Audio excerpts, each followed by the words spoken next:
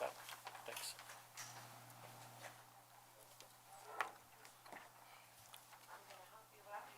Thank you. I need all the help I can get. Thank you, Michelle. You're welcome. I'm gonna get this one on for you guys over here. There you go. So good evening. My name is Mark Greisberger. I'm the Executive Director of Providence Housing Development Corporation. We're a not-for-profit affordable housing developer. We're the owner, contract vendee at this point, owner after the closing, and will be the property manager as well. With me tonight is Jessica Wade from SWBR and Kurt Charlin from Collier's Engineering. They will make the presentation to you. I'm here to answer any questions you may have about Providence. I will note that we've appeared before the Conservation Board earlier this month. I know a report was given to you, and I know there's a representative here from the Conservation Board, so I don't want to even say anything. You can address your comments then. So I'm going to turn it over to Kurt and Jessica and let them make the detailed presentation. Can I ask one question before you start? So I'm just doing a little catch-up. Is there a reason why you're just going for preliminary? Well, technically, it is a two-step process. The site plan is usually a three-step process, sometimes That's two-step. fine. I didn't know I had an option to go. Sometimes we take preliminary and final, so. Sure, that's what we've done per precedent, but obviously if an applicant is coming in Okay. without having No, I'm fine. experience, they'll probably just come for preliminary. Okay. I just wanted to double check. The other thing is we've not ever, as far as I know, we've not had a public hearing on this matter at all. And so I would assume that's got to be scheduled. Yeah, I would think that the initial meeting would set the public hearing, start the seeker process, right? And then by the time we get to the next meeting, I'm fine. if all goes smooth, we'd be able to make that final site plan approval there. I think we're also dealing with some variances potentially with the project, so I think those probably fall somewhere in that timeline. That's what I was looking for, so. All boards Are you operate different. scheduled for those or no? What's that? Are you scheduled for the variances you need, or we don't? No, we don't have those yet, because I guess we want to discuss To that get through with this the town. process, at least to get your feedback on the concept before we finalize. Because if there's, right, if there's That may be. something that changes during the preliminary site plan process, Bernie, then that'll affect any variances that they go for. Okay. Make sense? Yep. Great. Sure. All right. Well, as Mark mentioned, I'm Kurt Charlin with Colliers. We're the engineers on behalf of the project. I can kind of give you a little bit of a rundown with the project. We have the address listed as 2590 Culver Road, which I think is essentially the quick lease address, and that's because I would assume at some point 911 or whatever would associate an address with the project, but we are going to be sharing the common access drive that was put in at the signaled intersection there with the project. So there's some cross access easements for access as well as utilities, some of the utility infrastructure that's got to come into the site. So again, that's the primary drive. We are proposing a fire lane emergency access to the development at the rear of the site. We intend that to be like grass pavers, so it'll be a impervious surface, but it'll be structural enough for fire emergency access to the site should it need to be, so they can make access from both sides or pass through. So we have 4 8-plex units, single freestanding building, as well as a 3-story 72-unit building, which we've pushed as far north to 104 as we could. We have parking associated with the entire complex, some spaces for these buildings, some spaces for up these buildings as well. There's some stormwater features sprinkled throughout to handle our normal stormwater procedures, bioretention, runoff reduction volume. So we're proposing some rain gardens and whatnot for roof downspouts. We have some bioretention areas kind of in the front that'll be planted. There's a playground area, a bus shelter located in the center of the site. Our main stormwater detention facility will be in the upper corner, which is of course the lowest point in the site. where stormwater discharges today. We're mitigating 100% of the runoff and reducing runoff from the site as well. We did look at infiltration on the site. The site does have some capabilities. The results were a little inconsistent. So for this, we're designing a conventional system, but we understand that we're going to get some infiltration there as well. So we should see some stormwater infiltrate even more. I think there's a lot of fill soils out there. So the geotech test showed some inconsistency in the results. One test was fantastic. Another one was a little bit off. Electric services, communication services are coming from the main line that runs up and feeds the development down the road as well. Our sanitary connection is in the northeast corner as well. There's a Pure Water's sanitary sewer up there that we're making connection to. Water and gas is proposed to come in off from Culver Road because that's where the services are over there. We've started the process of talking with all the agencies as well. I think we have a will serve on gas. They're working on the electric will serve as well. Currently, we've provided all the load information for them. And then we're pulling together applications for the water authority and whatnot for our water services as well. Lighting is pretty consistent with the town standards. I mean, everything's dark sky compliant. Photometrics were provided, no spill off to the adjacent properties. As mentioned, we met with the Conservation Board. We had been there before with the application. Labella was hired to do a tree survey out on the site. I could give you a couple hard data. They located 362 trees that were greater than 4-inch diameter on the site, which primarily were in that EOPD limit area. 9 of them were identified by them as a high-quality tree to be protected. They were larger diameter maple oak. The site plan that we currently show does not impact any of those trees. In fact, we're keeping it. There's another 129 trees on the site that, based on our limited disturbance, because what we basically want to do is tie grade down as quick as possible so we can leave a lot of those natural vegetative buffers in place. And then, of course, there's all these extra green trees, these ones that you see a little bit more defined, those are all new plantings on the site as well. So those are pretty much kind of native trees. So there's some oaks and maples and some evergreens and things like that that are going to provide some additional buffers to the adjacent site. That's kind of the project in a nutshell. I'd be happy to answer any questions. But we have a couple that we wanted to discuss with the board. Signage for this particular project. I guess I'm wondering where that might fall because obviously there's some wayfinding that's necessary to get this common drive, and technically this being a separate property, not sure how the town handles signage because I guess we would propose to have some sort of signage located out by Culver Road for the complex, not only to designate the number but for the complex itself. So Let me jump into there. I've had a conversation with Ken Pirelli, who is the president of Quickleys, which owns the easement area, and he is committed to working collaboratively with us and the planning board to erect a sign that would be in what I call the access easement area, that would be acceptable both to the planning board, us, and his. Obviously, he doesn't want his business impacted. He's got his own sign, but Right. it doesn't wouldn't accommodate. Do you think you would be like elevating theirs and building under theirs, using that existing monument, or trying He to didn't add a offer monument? that. No. Okay, So he said we should have a separate monument sign. Yeah, but I'd be interested to see that once you guys have sort of thought of a plan that you'd like to present to us. I don't know that that's again, he's going to be. be involved in planning it for Yeah. Yeah. So I guess my question would be for the board would be, how would you see, because I'm sure that, his parcel's allowed one sign, right?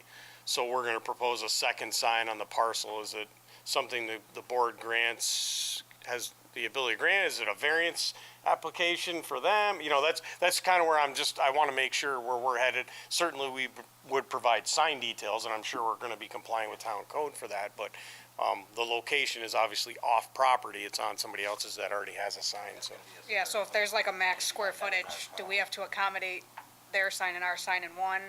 Or can we have two? I'm assuming that'd be a variance, but, We'd have to look at the code as well. I believe Yeah. Quickly's is in the mixed-use commercial district. Yes, they are. And that's all subject to planning board review for signage in the muck, if it's going on Quickly's front property there.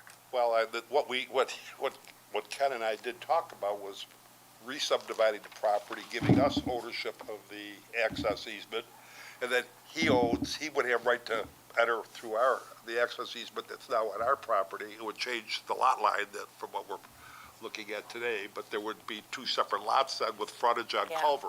It would be split zone, and then it would cause a split zoned parcel. Mixed use and R5. And We were just batting around ideas. okay. So you have no idea yet exactly where you want to put the sign or what kind of sign? Well, we sort of have an idea. It would be Yeah. more my- to the south of the parcel as opposed to the north where his side is. And it would My be guess not a is- huge side, but The just, evergreens are in the little. It would probably be in the opposite side of the drive, just based on space.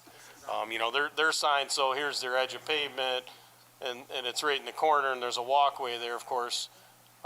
This side's pretty green, we're coming through with utilities, but, I would assume that would be the most feasible location to add a sign for the development, would be the opposite side of the drive.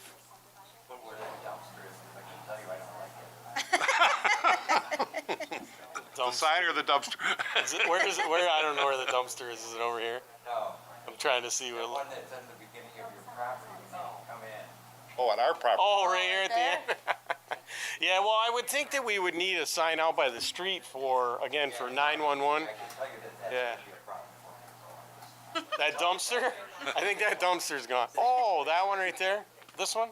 yeah. Oh, It'd be like walking into your living room and seeing a garbage can, and that's the first thing you see, right? Here you guys are gonna build these beautiful buildings, and you have a dumpster in front? Well, it was a matter of convenience for a lot of, So I would say when you, primarily our vendor, let's face it.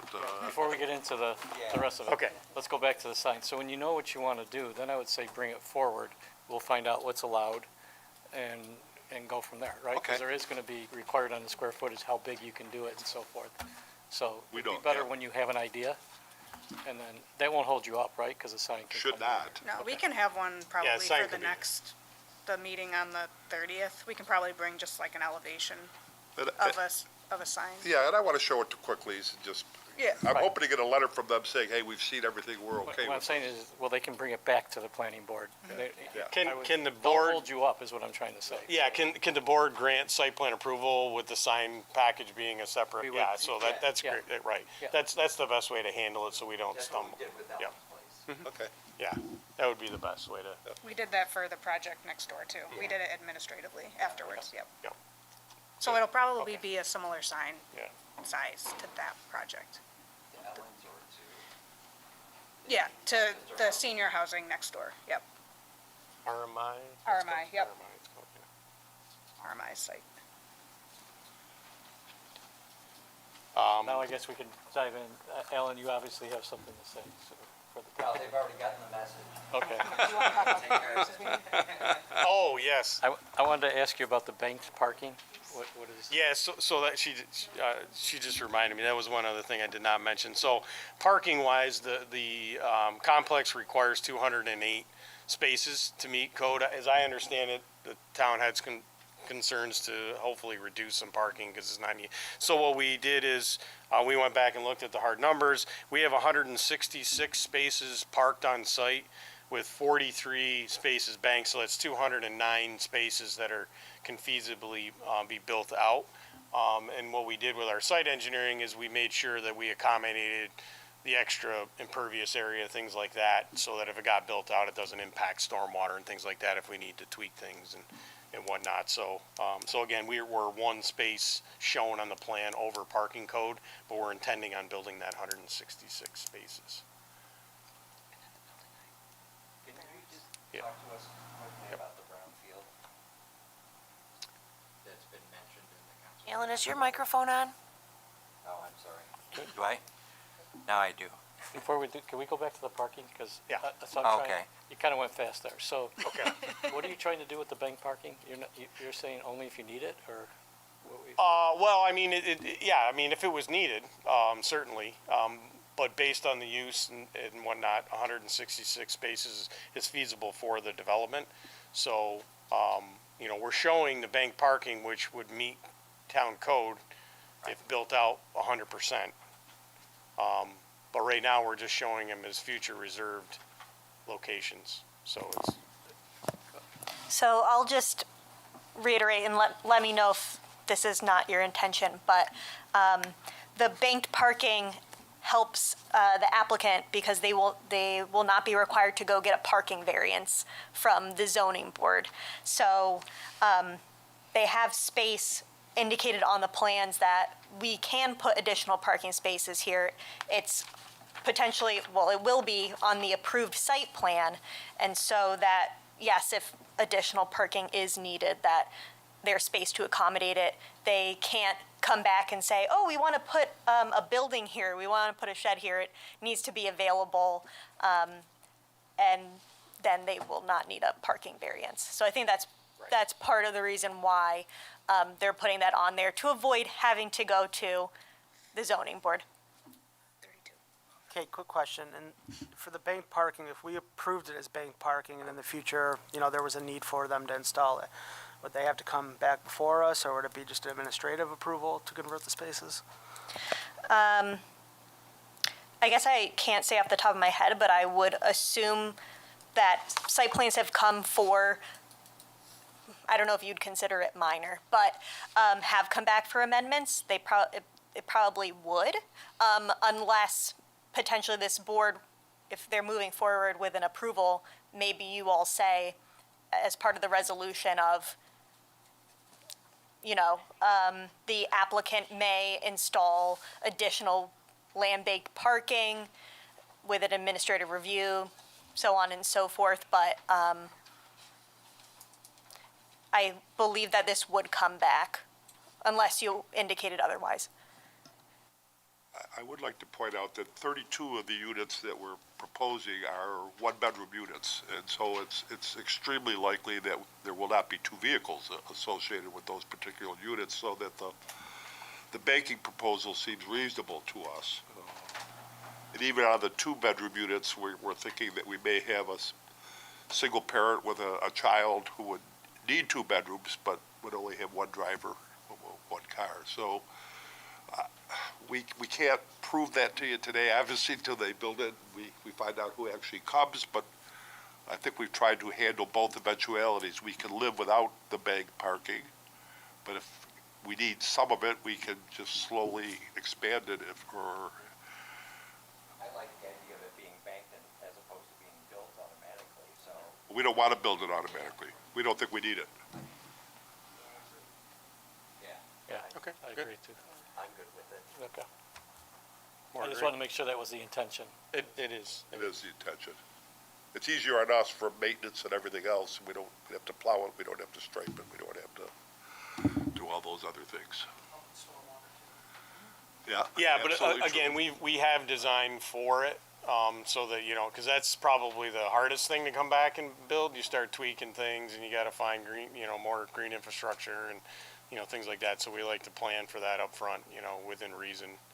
So plus it's always better to have a little bit of a conservative approach on stormwater, because we seem to be getting larger rain events these days, you know. 100 years, not so 100 year anymore. No, it's no longer a 1 in 100 chance. All right. Yeah. So one other item, too, that we identified as the variance is the building height. We're working with a similar height, or the same height as the complex next door. So the building height to roof line is 39, to ridge is 47 feet, whereas the code's 30 feet maximum height. So, so we would be dealing with a variance for the building height. Only the main building, the 3-story. Right, correct, yeah, just the 3-story building, yeah. Exactly. And it's almost pushed back in the same depth on the site as the site next door. As RMI, right? Yeah. So we actually had, I think, one of the questions you guys brought up the last time was the view from Whitlock's backyard. So, If you wouldn't mind just grabbing one of those microphones, thank you. So you guys asked this last time to provide a view from one of the neighbors at Whitlock. So this is kind of in their backyard looking towards our site. There actually will be more vegetation because we will be having evergreens there. So this will be even more blocked, but way back here, that's that 3-story. So it's basically almost, it's appearance-wise going to be shorter than those 2-story 8-plexes that are closer or more in line with a single-family home that's already there on Whitlock. So I just wanted to show you that it's different from the last time, but I know you guys asked for it. Is that your fence or is it the existing? One is theirs because they have we tried to look at images on Google and it's more of a stockade fence, but we'd be providing a fence on the You'll other be side as providing well. a fence as well. Yeah, For the yep. So you'll go full along length. the property. Along the property, yep. They have intermittent in their fencing, so we would definitely There's have a something. dozen different styles. Yeah, we'd have something continuous So would you have only fencing on that one side? Or along Whitlock, yes, on our property. The other side between us and RMI's, no.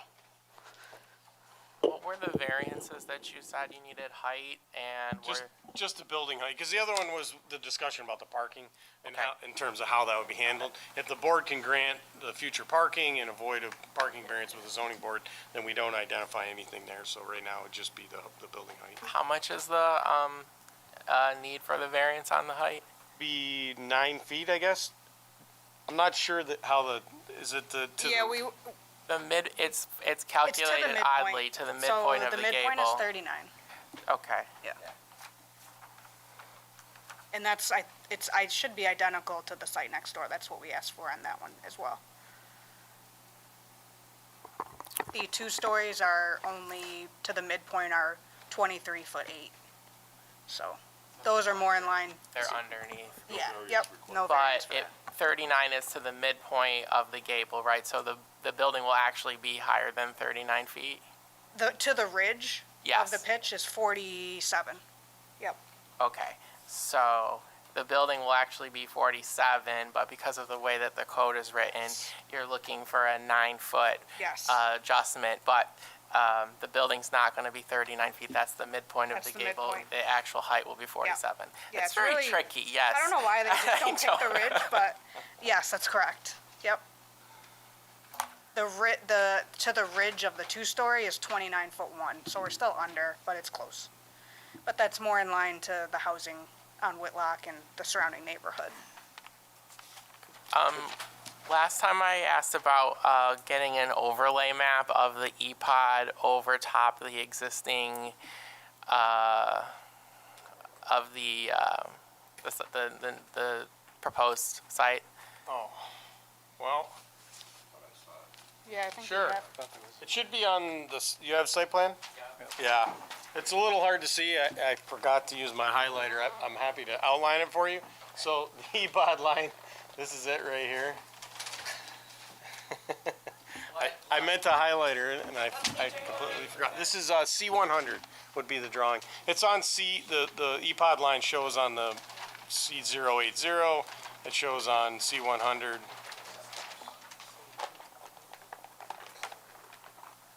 It's that serpentine line that you see kind of wandering through. And there's only one spot? There's only one spot? There's not, okay. It's It's this, the dotted, yep. say that didn't look like it. You could see it a little clearer on the plan before, but it doesn't have the site plan overlaid on it. It shows the limits of the demolition of trees, and so it's C080. They're still in it. You'll see the trees that are dark are the ones being removed, and the ones that are light are the ones being kept. Those are all existing. So, and I think we knew this going in, the extent of the E-Pod as is delineated by the town may have been there at the time that was delineated, but clearly something has happened between then and now based on the tree inventory that you have. What's left of the E-Pod is only on the southern borders of the existing E-Pod, of Right. the area that is identified as an E-Pod. Right. I think this similar goes with the steep slopes. Okay. right? There's really no steep slopes on the site either, so. So the dotted line that's on C100 is for your woodlot E-pod? Correct. And then where is the steep slope? We don't have that transposed on there. I think Okay. it was decided that that wasn't relevant to the site anymore. I know we were talking at the conservation meeting about that. Join us if you want. Did you call it up on, I think you called it up and didn't show on the site or something. No, we were assured. Jack Kaufman from the Conservation Board. We were told that the town map, it said as a steep slope was incorrect and we didn't have to consider it. So we didn't. It is not a steep slope according to their maps. Their maps. So we think it's a error? Woodlot. No, the steep slope. So we commented only on the woodlot because we thought that the assertion that the steep slope mapping by the town is incorrect.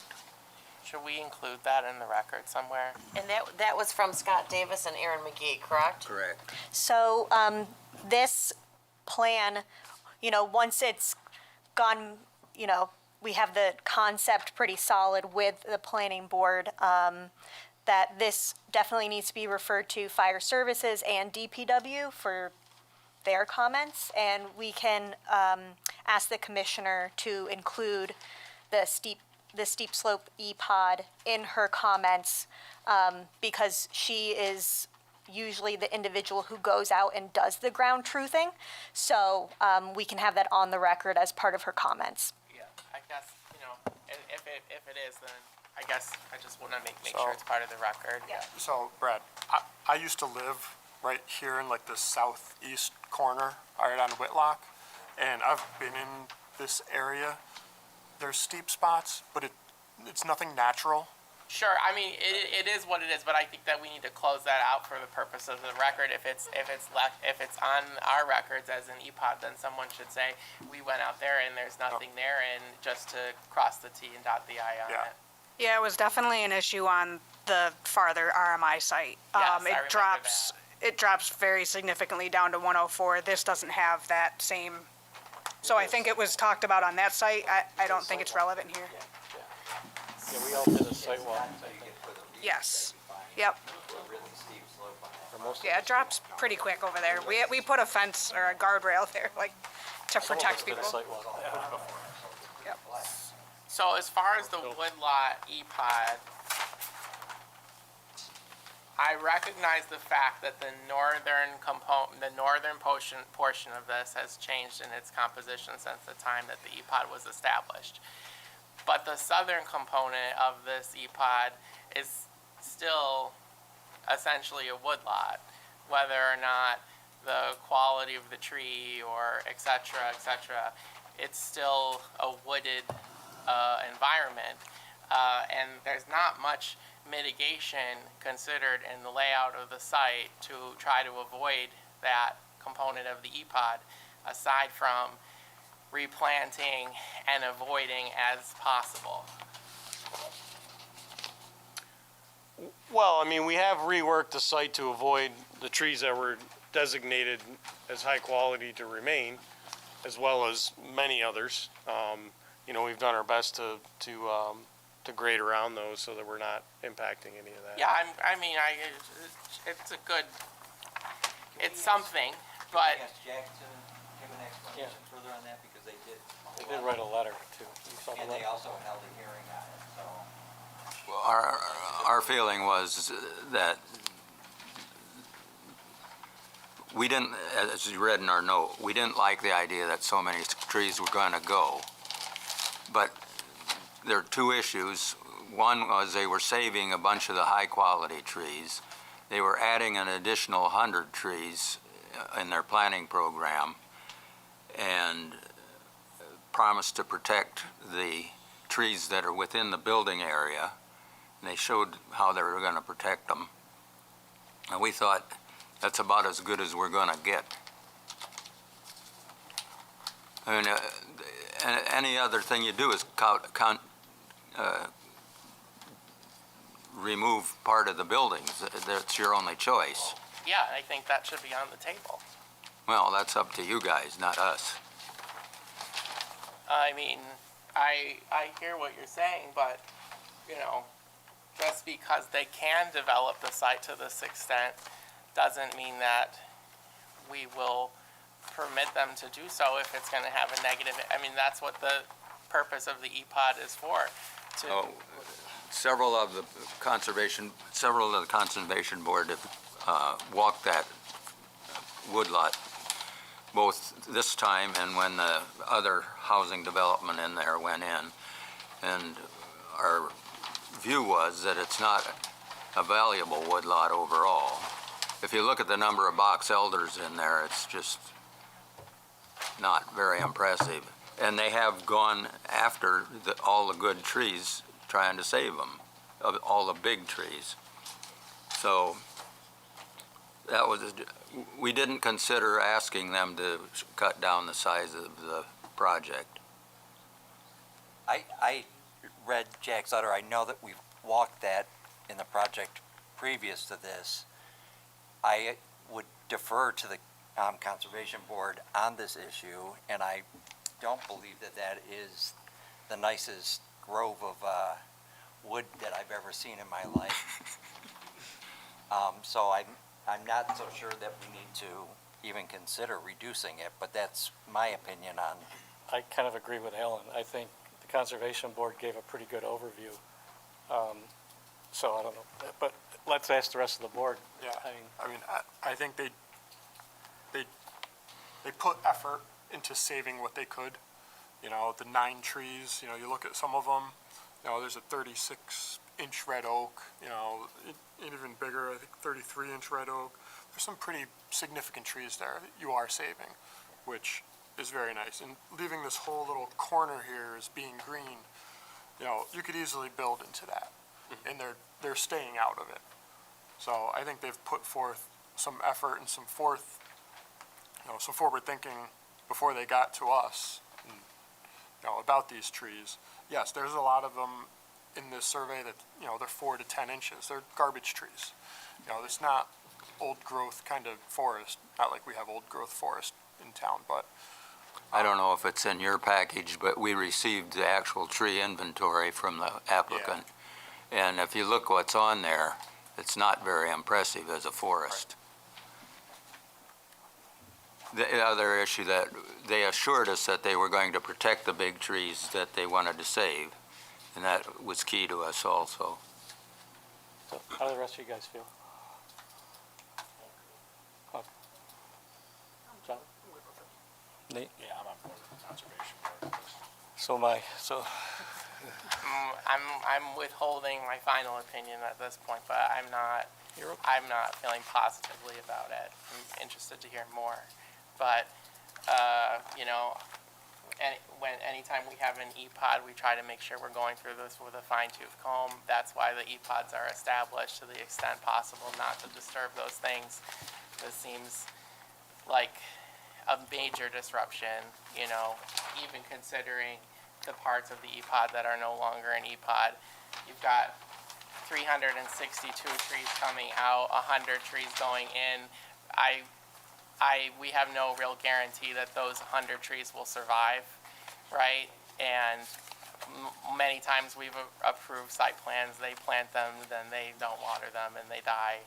And even if the trees are not high-quality trees, they're still absorbing stormwater runoff, they're still reducing urban heat island effect, they're still providing buffer, they're still providing habitat. So there are other important considerations when it comes to the EPOD than just the quality of the tree. Can I go back to, unless there's more conversation on this? Yeah, I mean, the only thing I could say is like a lot of those trees, those are all first succession trees. I mean, they're scrub brush.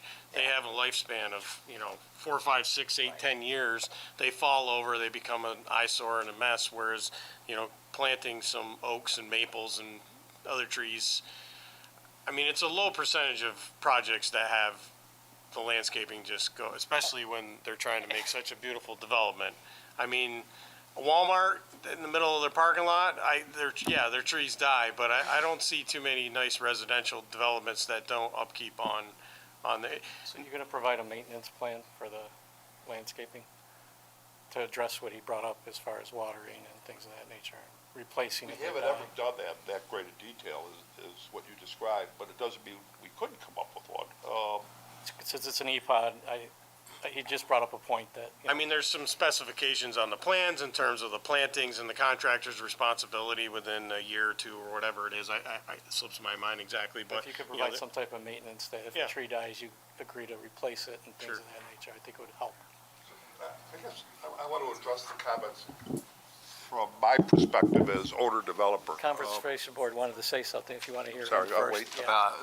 The Conservation Board, when the applicant came to us, we did ask the same question, whether there was a plan to maintain the old original trees plus the new ones, and the guy said there was.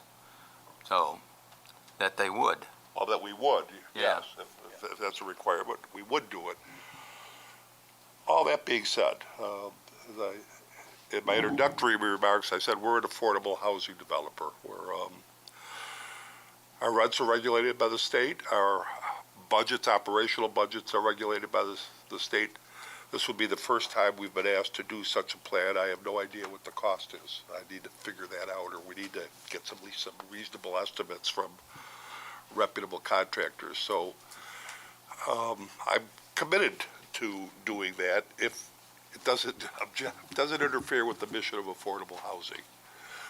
You can get a for-profit developer in here, and maybe they can afford it. It gets tight. When I first looked at this site, and I've known this site I grew up in Arundequite on Titus Avenue, and I've known this site for a long time, but I never knew there was an EPOD there because it was basically, he used to go there to buy our Christmas trees and stuff like that. It was pretty level ground. And, didn't know about steep slopes in there, but obviously if you drive down the expressway, there are plenty of steep slopes. But so I thought it was a pretty straightforward development until we reached these issues. The first time I heard of EPODs was when we came to this board for the initial concept review, and you mentioned it. Oh, boy. So we did the study. We paid for a tree study. The current owner and Providence has agreed to a purchase price that if I can't do it, I can't go to him and say, reduce your price. He's not going to listen to that because someone else may be able to do what I can't do. So part of it is the mission of affordable housing and the need for affordable housing everywhere. It's not just in Arundequite. We all read the newspapers and watch the news. But I will say, Mark, that we typically, in our specifications for landscape, they do provide, it's not a full-blown O&M manual, but like, they will provide how to upkeep. So we could have, if you want, just the specs. I mean, we haven't gotten that far in design yet, but I can give typical ones of what they would suggest to our owner in maintenance. I mean, generally speaking, if a tree is placed on a site plan and the tree dies, I mean, you just through the site plan can ask for it to be replaced, is that right? Yeah. A single Because tree it's or part of the Yes. approved site not an plan. issue. Yeah. Yeah, so I mean, I'm not, Not an issue. I would assume that the maintenance plan probably won't cost you anything more than the original guarantee that you've asked your right. I landscaper agree. to provide. Can I go back to my question, though, referred to in the Conservation Board's letter about the brownfield? Can somebody just tell me, is that true, not true? What, did I misread something? Well, the site is a brownfield, and it's been Yep. approved by the state for brownfields remediation. Okay. So we'll be selling tax credits, which will provide the equity to do the remediation. Can somebody talk to me about what that's going to look like on the ground to the rest of us? Tax credits I'm not buying or selling, so. So obviously, there'll be some excavation of the bad fill, I guess is the best way to put it. We don't quite know what we're going to hit. We haven't excavated the whole area, obviously. We've done test pits. We've made reasonable engineering estimates of what it will cost to remediate that, but until you actually open the ground, you don't know. And that's what dictated the change in the site plan, quite frankly, from Right, what you 'cause it's originally different saw than to the what we saw original, I today. know We it is. did abundance of caution that I don't, as owner, I don't want to take the risk of having it slightly subside. So that's why the site plan changed, but we are basically replacing bad fill with better fill. And what, Yeah, and what depending triggers the on what they brownfield? find when those excavations, it's mostly gonna be for like footing cuts, because the majority of this site is fill. We're bringing the site up and mainly for stormwater purposes, because we have to be able to drain the site, so. Right. So we're not doing big cuts on the site other than footing excavation, so there are some bad soil limits, and that could be poor quality in terms of structural, as well as brownfield, but they'll test the soils as things are picked up. Now, this is in for DEC's review right now. We haven't been able to get feedback from them. They're fairly slow. I don't think it's a super high priority. They don't see a big concern on this site, but it is a brownfield site. So it'll depend on what they come back with in terms of, does the soil that's being excavated from those areas need to be hauled to an approved landfill facility? Or can those soils then be placed someplace else in the site where we need to be where we need to bring up fill under pavements or things like that and buried, and they can just be deep fill, so they wouldn't have to be removed necessarily. So that's kind of what we're dealing with. Do they need to be hauled off to a site, or can they be removed and just placed in other places? So that's the type of deal. So is it a chemical problem, or is it No, a landfill problem, or what? It's a, Yeah, it's like Okay. C&D material, it's asphalt, things like that. it was when they It was building constructed materials 104. at this It was point. Yes. C&D fill, yeah, so, Pesticides. no, No. it's We've not had like a no- nuclear on the test plant or hole, we've anything done like that that, number of no, years. it's, Okay. yeah. And from the geotech report, we've checked with our structural engineers, and they're speculating just typical spread footers for foundations. We placed the buildings in the areas that didn't impact bad fill on purpose. That's why it's kind of oriented the way it is, different from what it was before, to avoid taking out as much fill off the site as possible. So that's where it stands. So do you know now, or will you have to wait until the Brownsfield thing settled to know whether the site will be balanced, or like, The site will not be balanced, there'll be import for the site. okay, There'll be some import, I'll- for sure. and that'll come off of Culver Road, or, Yeah, absolutely. not that'd be Whitlock. where some material would have to be brought in. So there'll definitely be some structural material that'll need to be brought in for the site. how long would that process take, do you Oh. think? I can't tell you. I wouldn't know. We're not far enough along, because there would have to be some talks with contractors, things like that, in terms of effort. I mean, in terms of timeframes, a site like this, I can't imagine being 6 to 12 months or something like that, probably, at least for the earthwork operation. So it'd be spread out at most. You'd want to get it in there and stabilized, so they can start building pads, things like that. But you're still waiting for DEC anyway, so. Correct. Yeah. All right. We're pushing them, though. Pardon? We're pushing them. Yeah. Good luck with that. Well, that's just it. It's one of those things where you can push too much, and then it gets even worse, because then it just keeps going like this and like this, and so. But yeah. I like the bus shelter, by the way, you took that in. Sorry. For RTS, or is that for school? No, it's school. School. Yeah.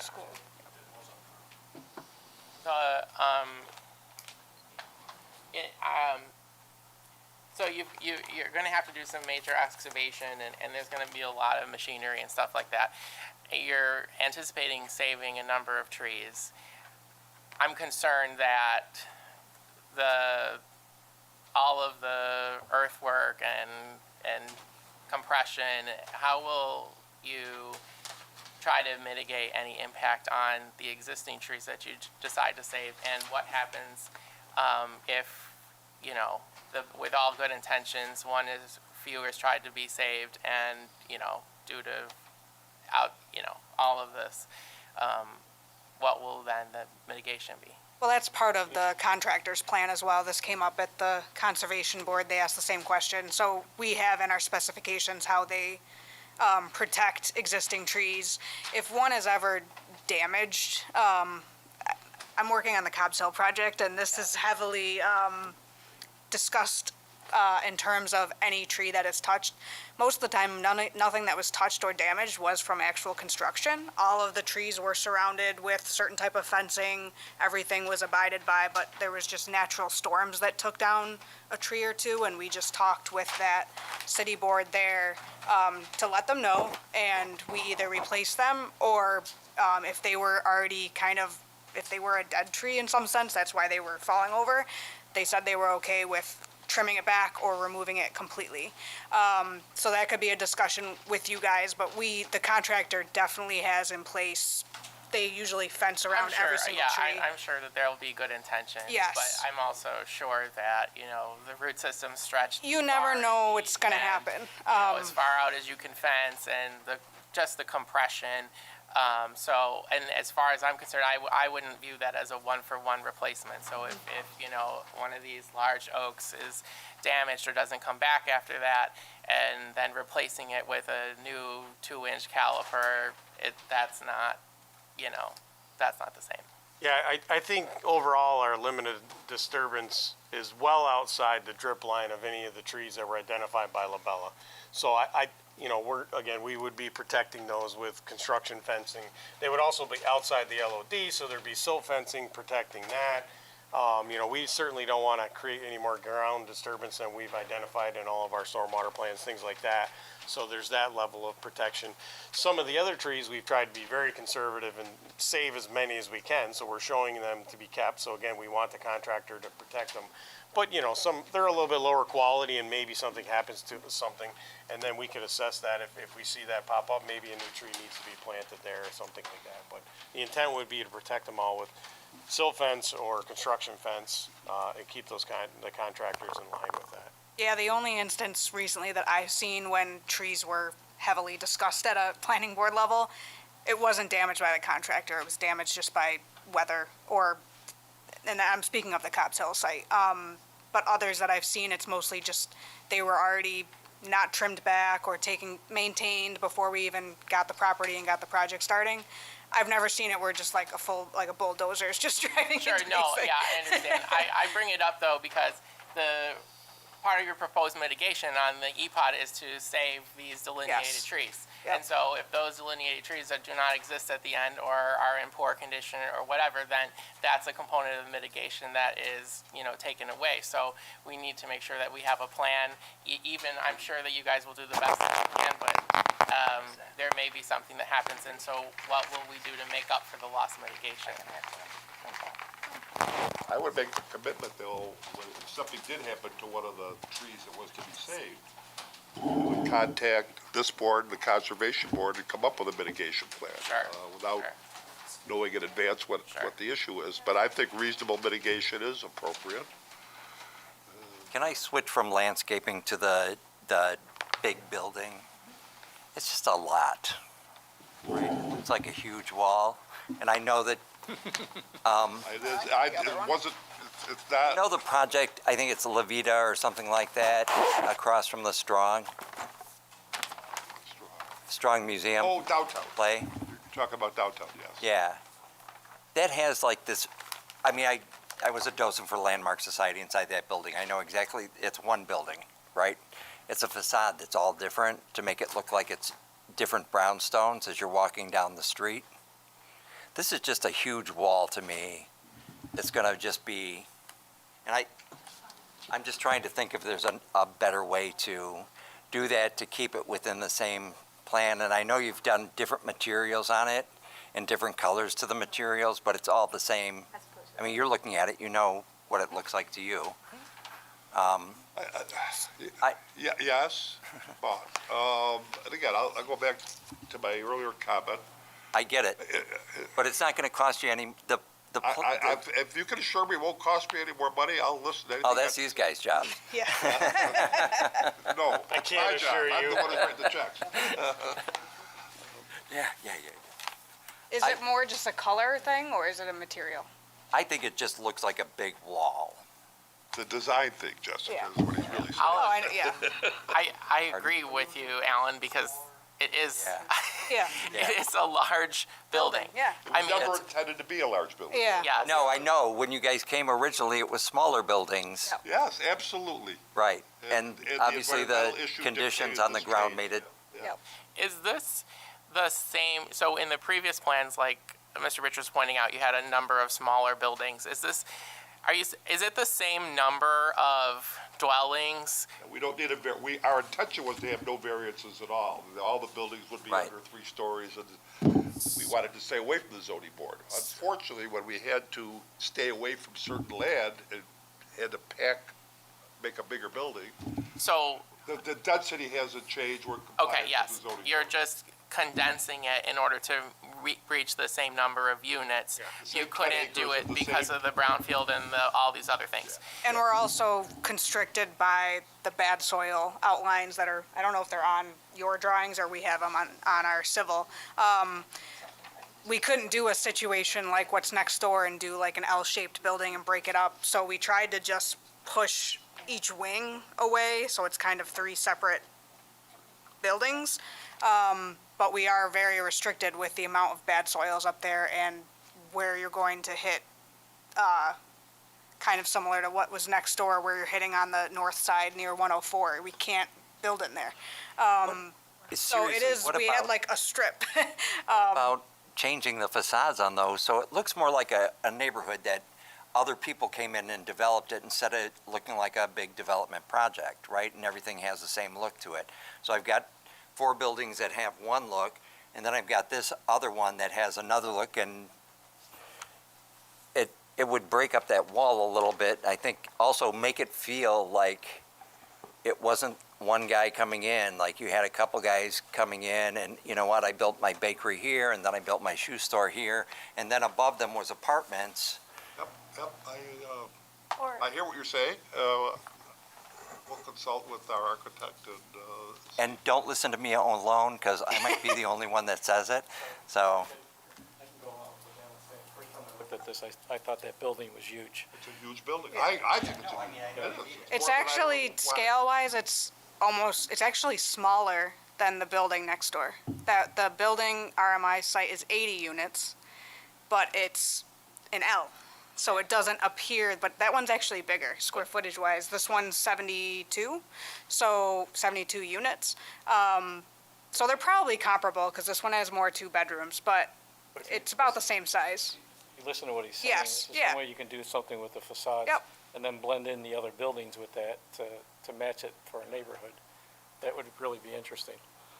I mean, I do want to acknowledge the fact that you have broken up the building into 2 masses, right, with the central entrance using a different material. You have put it all of the gables in there to try to break it up, and you have 3 or 4 different materials on there. Yeah. Yeah, I mean, I see all of that. At the end of the day, there's only so. It's a big building. Yeah, exactly. is a big It's building. hard, and you also don't want it to look hodgepodge. Right. So like we picked like 2 of the same materials from the large building to then put on the smaller buildings, so they all at least coincide with one another and look like, you know, a campus feel and not just everyone's individual.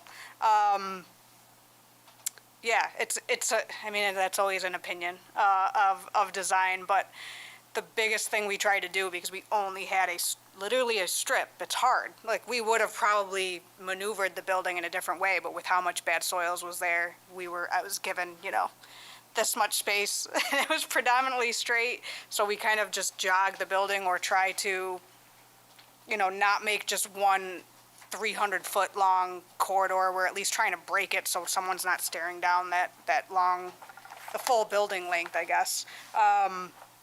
But yeah, we're using 5 different materials. Yeah. How about using, like, the middle part there, I think that looks good, but maybe using color. Shelley, is your mic on? Yeah. Okay, thanks. Color to make it look like one building, another building, like separate buildings almost with color. That's what Alan's. I think Yeah. he's saying even smaller than that, too. But like Each like chunk is, like the size of the, like, Like you kind of have It is four an quadrants. I don't know who did it, but, you know, it truly does look like a brownstone when you're walking down the street. It's right on, is it 3 Union stories? Street? Is it on? Yeah, it's Okay. definitely 3 stories. Is it on Union, or is it on, was that Adventure Place there, where like it curves? what's it called? It's right across from the new games area at the Storm Museum. I've got a picture of it if you want to see it. I mean, it's not. What about What's it called, the V? What about treating the the east and the west wings of this visually as two separate buildings. That's what I think she was saying. And then the middle, right now, Its that's own- the most prominent, but Yes. if it were treated in a way to make it visually recede, it may create at least a passing illusion that the two buildings are not 5 feet apart in depth, right. So like, because that's all right we now, have. the most important part, right, is that center, which totally makes sense, Yeah. you know, in this application. But Yeah. if that were treated as the least important, maybe a darker color, and then you did two, you know, like brother, sister, you know, applications of color and material on the other two, but they appear to be two related, but two separate buildings, that I think may be helpful, or another way to think about it. You see what I'm saying? Yeah, no, it's similar to what, Yeah. she was saying. I think we're all saying the same thing. Okay. Yeah, It's just a wall, and and it's hard to, I get that, I'm not gonna, but it's, when you're restricted by sight, it makes it nearly, like, Well, but impossible. the facade's not restricted by sight, or else. you No, would no, put no. something else up No. there, right? So, It's a big building though, and that's the restriction. Yeah. We need a big building to get the well, requirement and of I, reviews. John and Yep. I were just talking casually, I mean, could you pull one down to where the parking is? Half of that building? Go back to the site plan card, where it shows the parking lot. Are you talking about splitting it, Alan? Yeah, I mean, that's not my favorite option, but it's an option.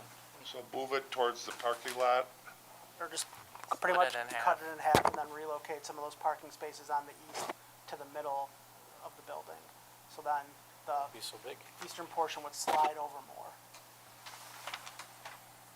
It'll there create a anything we- free-for-all for parking in the middle portion, you know that. Yeah. That would not be my favorite option. I think if we looked at the facade a little bit better just to break it up. And I'm not saying you need to do what they did downtown. What I'm saying is that's an example of something that can be done. It's one building inside, I can tell you. There's no barrier walls or anything. Well, maybe I can take a look at even the, if you go back to the elevation. Instead of doing like one, and one, that just seems too separate to me. It's, maybe we're utilizing like these, you're saying like these could be one thing, maybe, sorry. Okay, yeah. So utilizing these bump outs as a way to organize different color, but I'm not Or even gonna throw 10 different colors on there, because then it'll look like a circus. the roofing in different colors over like what would be a townhouse, right? I would stick probably with the facade versus switching up roofing. That's just a personal preference, design preference, but I see what you're saying of maybe, because I think even if you do, hey, this is all one color, this stands alone, this is another, it's still gonna look too separate. I think it has to be a very deliberate. So if it's happening over here, there's no problem with it happening over here as well. It's just maybe utilizing maybe 4, I don't want to go out crazy because you don't want every single thing to be different. I think it creates too much contrast, and this is among the trees. It's not in an urban setting. And you could just But potentially. I could see having like 4 iterations of those bump outs or that kind of. Would you give me flat roofs? But that's also an urban site, so it's a different. It's not gonna. It's a different aesthetic. Concept. Yeah. Yep. So I think, so you're saying like take the gable and then that inset next to it and do one shade, and then at the next gable you. And do maybe that there's like next- 3 to 4 options, and they're then they dispersed. repeat or something like Yes. that. So that each of these individual components could almost be imagined as They'd look its like a own- separate house. as Yes. a separate Yeah, house. yeah. Yes. And it'd be the same, like, physical material. Yeah. It's just going to be So a they're different. still related to one another. Yeah, it's just if you do like every. Yeah. I think if we do the whole one wing, one color, and then the right, to me, that reads Yeah, that I this hear was an exactly what you're add-on, saying. Yeah, I agree or with you. versus if you're showing, if you're kind of grouping them together, it's going to match the 2-story, I think, it'll create an illusion of it's similar to that scale, because it's gonna match that two-story. So that's not a problem. We can definitely do studies of that. Yeah, the 1, 1, and 1, just, that breaks my heart as an architect. Just because I think it'll read differently than, it'll look like 3 separate, Sure. which might be good, but I like the idea of kind of maybe taking strips of it. So it breaks it up even further. Yes, 'Cause you it don't looks want like too much, individual because then it's row like, houses Well, almost. then it looks Yeah. more like the townhouses you're putting yes, over on the other yep. side. So it's bringing this, it'll change the illusion of the scale. I agree Remember, with you that. guys do it on a budget too. No, it'd be the same. Thank you. It'd be the same. It'd be the same components of vinyl and vinyl siding and some of the stone. It's not going to be anything outrageous of that, but maybe it's bringing in more of like that farmhouse style wood, board and batten on one portion. You know, that ties in with the center. We can make that different. Yeah, I don't see a problem with taking a look at that or providing options. Like I said, the materials are going to be what they are, you know, stone and vinyl, stone veneer and vinyl siding. But yeah, I can see that as a point. I appreciate it. Yeah, once again, it's not urban site, so it's a little bit No, it's- different than, It you know, could be having a anything, street though. front. It could be a seaside. Yeah, but we can take just take, you know, this elevation and play with colors and see, hopefully that doesn't hold up like the actual site plan approval, because it is just colors, so we're going through the planning board, we can kind of show options and show what we think is best. I've done that before where we've had 2, 3 options, but, yeah, I don't see that hindering the project. I just think it would look a lot better. Yeah. Especially for the folks that live there, right? Mm-hmm. They'll know that I live in this tower location. right. Yep. No, I can see that. Yep. So we done with that part? I got a question on the, there's a retaining wall. Could you talk about why that needs to be there and what the materials are and everything? So, Yeah, so this site's a fill site to bring it up, to be able to drain stormwater and stuff how we need to for the site. And in keeping with protecting as much of the natural vegetative buffer. could you put this up so you can point to it? Yeah, sure. Yeah. Yes. So the wall is here. So to protect as much of the native buffer as possible, again, without having to grade slopes out and impact more trees, we've opted for that short wall, which is, I forget, 3 to 4 feet maybe at most. And it would be like a segmental block wall along there.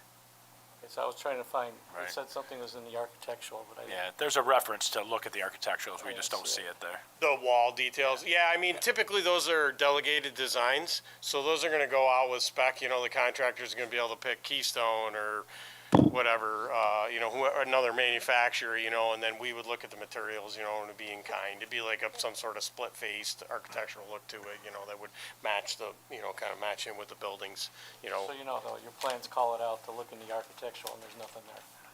in the architectural plans, Yeah, there's nothing. yeah. Well, unless I missed it. No, I didn't find it either. I would probably go under structural Right.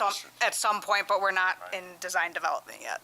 So our structural and landscape, typically landscape will sometimes pick the actual split face, but structural will represent it if need be. But like you said, usually the contractor, it's a Yeah. delegated design. Yeah, those are all design, I mean, the manufacturers typically provide all the engineering and details for that stuff, so the contractor will select it, they'll send a shop drawing to us for review. But it will be a segmental block wall, because it's not that big, it's not a cast-in-place wall or anything like that. So with that, with the wall, Yeah. you know, in the fill, you know, you are up at like 7.5 feet from the bottom of the wall in this corner to the finished floor. To the finished floors. So I'm just concerned that, you know, you're building 7.5 feet and then you're putting this big building. How does that really impact the view from the neighbors down here on Whitlock? You know, the view that you showed, I don't think that Wasn't at that shows- location. wasn't at that location, is not showing the lift of the building Yeah. in the real vertical. Because that's, I mean, you're talking little lots here. Yeah. You know, each of these buildings is 3 lots, so it's 3 times the size of somebody's house. Right. And they're gonna look in their backyard to see a building that's already lifted up 6, 7 feet to a 2-foot or a 2-story building. It just seems, you know, it's gonna look bigger than what I think is shown in that visual. So I'd want to have you guys check on Adjust that that. and, make sure those elevations are right. Yeah. And even maybe do a couple cross sections. You know, there's 3 buildings there, maybe do 3 different views. Right, because that's, I mean, when you look at this, Yeah, it's about 6 I mean, feet. it's a you're right, 6 feet. foot. It's a 6 foot fence. wall. Yeah, I mean, if you've got a 6 foot fence there, that means the bottom, your finished floor is at the top of that stockade fence in the neighbor's backyard. So that's gonna lift it. Yeah, I mean, it's gonna be that way either way. The wall has nothing to do with that. I mean, The because wall's, otherwise the we wall's would just part be of it. grading It's 1 on there. 3. It's just down, the right? building's gonna be a lot higher Yeah. than what this is showing, you know, you gotta lift that building up quite a bit. Well, that, And I think the neighbors are gonna be, would be pretty concerned if, you know, you're, got a big building now behind you. If it's all at grade, like this is showing, I think we could live with it, but I don't think this is really representative with that wall in there. for the Or center, grade change really is what we're Yeah. talking about, because you won't Yeah, see I the mean, wall, the I'm fence. not worried, wall or grade. Yep. You know, I mean, there's Yep. space, I understand why you're doing the wall. Yep. for the south parking lot there with the retaining wall, how high will that be above grade? Right in this area? Uh. Yeah, I think so. I think it's like, Yeah, again, that's like. I think about 6, it's about, yeah, it's about 6.5 feet along there. And I'm just wondering about headlights and, you know, what's the mounting height you have on that light pole? Is that thing gonna be like, you know, the north star to those neighbors in the backyard there? I forget what the heights are here, 18 feet maybe, 20 feet, At the bottom of this fence. 160. Now you're going here, you're left. We have the, I can't remember what the code is, if it's 18 feet or not. Well, it looks like, you know, at least in the photometrics, you're showing at least over 1 foot candles kind of going toward the retaining wall and getting into the green space. So perhaps, you know, dropping that light down a little bit and, you know, just to keep it from not glowing on those neighbors. Yeah, we could I do mean, in house shields on those, maybe. And in that spot, I would say definitely put a fence of your own there to keep, like you said, the vehicle Yeah. lights, you know, somebody pulls in there. Yeah, we could That'll fence, put kind of right. a barrier there. Or Block raise some of the the light. fence between the, on the property line. This is The the 10 south, feet. I'm sorry, south. The south parking lot, like in between the buildings here. Yeah, I was gonna say, if the issue, I was just gonna say what you said, if the issue was you know, the accuracy of that view, and the building's actually 6 feet higher, would it be preferred to have like a 10-foot high fence behind that? I mean, You lived there at some point, so as a neighbor, I'd like to know that perspective. I mean, I'm off of this, but, I mean, I can just see, you know, you're looking out your backyard, and now you're putting a building you're starting that building 6 feet At the higher top than of the the grade, fence. at the top of the fence. So that fence isn't gonna screen anything. So if it was, would you prefer seeing building as a resident that lives over there, or would you prefer seeing a higher fence that's hiding 4 to 5 feet of that building? Could the fences be staged? Like, could you do a 6-foot fence at the property line and then along the edge of the retaining wall, then put up another 6-foot fence? I So think that, I we were think I gonna- would just do We the didn't lawn propose a at fence along the the property line retaining though. wall. Yeah, the problem I mean, being- that's all natural vegetation down through there. I'd hate to go down through and dig it all up and dig up all your roots and everything. Yeah, I mean, I would put something on top of But in that front of our retaining townhouse, wall, or the eightplex? A 4-foot fence that's solid at least. Okay. at least. We can have it, but we did not. Again, I think if you do site, like actual cross-sections of the views, you'll be able to see it. You know, Right, because you may be able to step it down as you're going further west. Yeah, because as you get to the west, you know, there's only, 4 feet? Raised up about 4 feet. So, But if you put 2 fences in there, that means nobody's gonna maintain that area between the 2 well, fences. I think the fence, No man's because land. most of the Right. people along Whitlock already have a fence. Yeah. You know, so that's what they're showing in that first fence. The But a second 10-foot fence would be, fence, you could at least start planting your own materials in front of it if you want whatever it is. Because it acts like a barrier for you You've to got a do strip, again. created a strip of land that's gonna be impossible to maintain with the With the two fences. Yeah. It'll just be no, that's natural what I'm vegetation. not- And with the 10-foot fence is But not we're not just the gonna be able to get aesthetics in of there it, just after part the of year. the 10-foot Yeah, fence, that's, just I the think that would be aesthetics of okay. it. No, on Right. the neighbor's side. As long as you you all just understand that combine going in. it Whatever the hell you wanted to over there. I'm wondering Less just. to- It would be almost like just a natural buffer At the base of it. there in and then between. On the top of the retaining wall, you do 3-foot solid. Which we have natural, Yeah, there's natural. and we're planting Yeah, additional Yep. A wrought iron? along that, Well, but I'm The thinking only, 3-foot solid. the only thing I think about plant materials in the long run is that deer will eventually get to them. Now, if we did like a 3-foot solid fence, even if it's just like wooden board on top of the retaining wall, that's gonna knock down headlights going south probably. And then past that, between the existing vegetation and the evergreens, and maybe we're throwing in some deciduous to fill in the gaps between the evergreens, maybe like some pear trees that will kind of crown out, that might do it. I gotta tell you though, we're probably not gonna solve the problem for you tonight. I guess I'm not crazy about fruit trees. Well, also, Or just a good deciduous tree where it will crown out and fill in those gaps. and I'm real interested to hear what the neighbors on Whitlock would prefer to see also. Because Especially I don't wanna tell them what in terms best of thing the to do on the back. fence or no fence. at the other site, we didn't have fencing. I think it was just all solved by vegetation. We just put a bunch of evergreens and Yeah, we were proposing fence along that whole property So line. the folks at Whitlock may help us all. Talk to the neighbors at all? I don't know if you've had, Yeah, not yet. we know who we have to get in contact with eventually, but we wanted to get through this initial process before we. Do you have any area for passive recreation outside the playground? Walking on the blacktop around, do laps over there. I Because mean, we have sidewalks along it, but right, but Yeah. no place for like No you to pickleball? take a dog or Yeah, there's a nice wood lot. Lots of wood over there. There's a path over to Halda. You also watch I mean, behind I those don't- trees. I Okay. I think that there should be an area of picnic tables or something like that for adult passive recreation. oh, we'll have like outdoor seating, and we have a outdoor gathering area outside the main building. We'll have like our landscape plan. They show Okay. like benches and table. Yeah, Okay. there is that. It's probably hard to see on the colored plan, but they have some out here in the front, and then I believe it's probably on their plans. But I think along near the townhouses, they have like benches scattered around.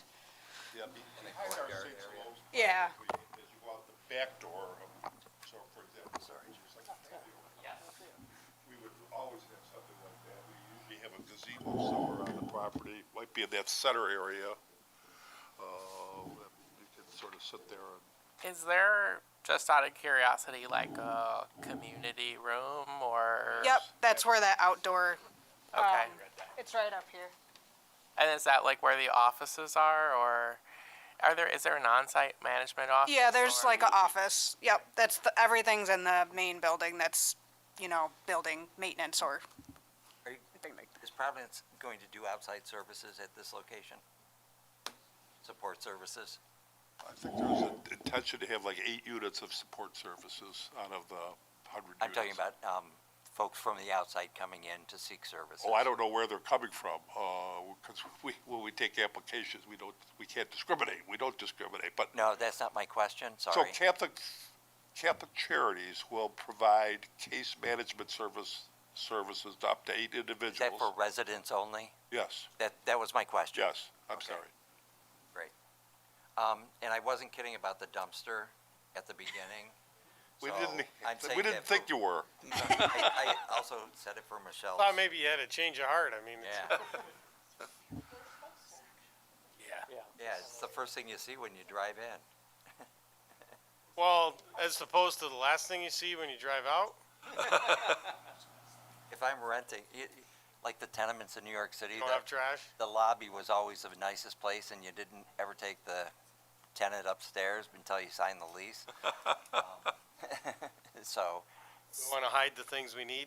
That's what you're. well, I know that you need it, but I also know that it would not be my preference to drive into it. And there's probably plenty of places for another dumpster location. What if they landscaped around it? Where would you suggest?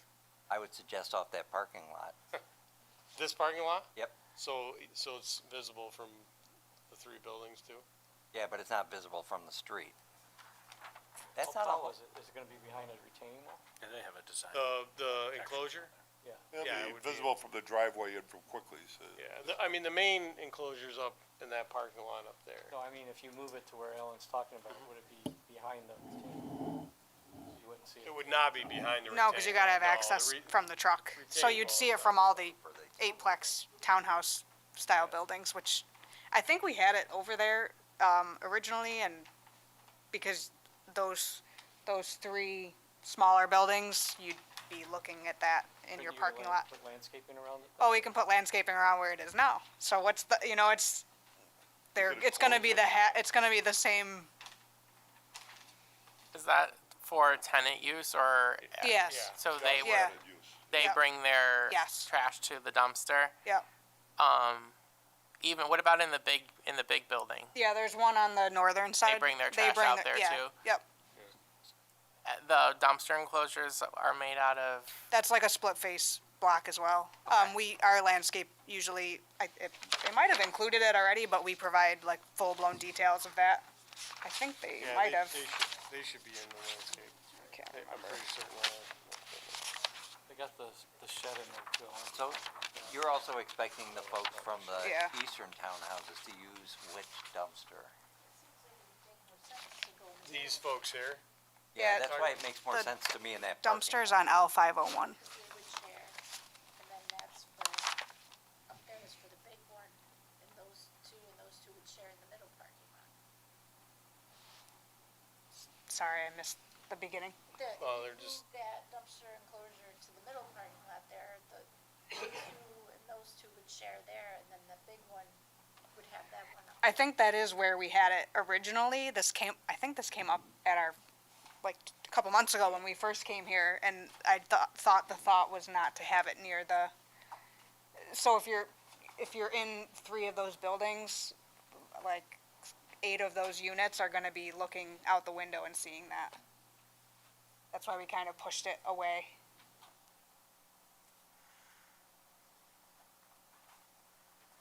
There's never a good spot for a dumpster. It's like, and to make it easy for the truck to actually get to it as well. Yeah, Because right. then if you're pulling into that little lot, Those cars parked. there's gonna be all cars parked there, so you're, Here where the car wash buries it.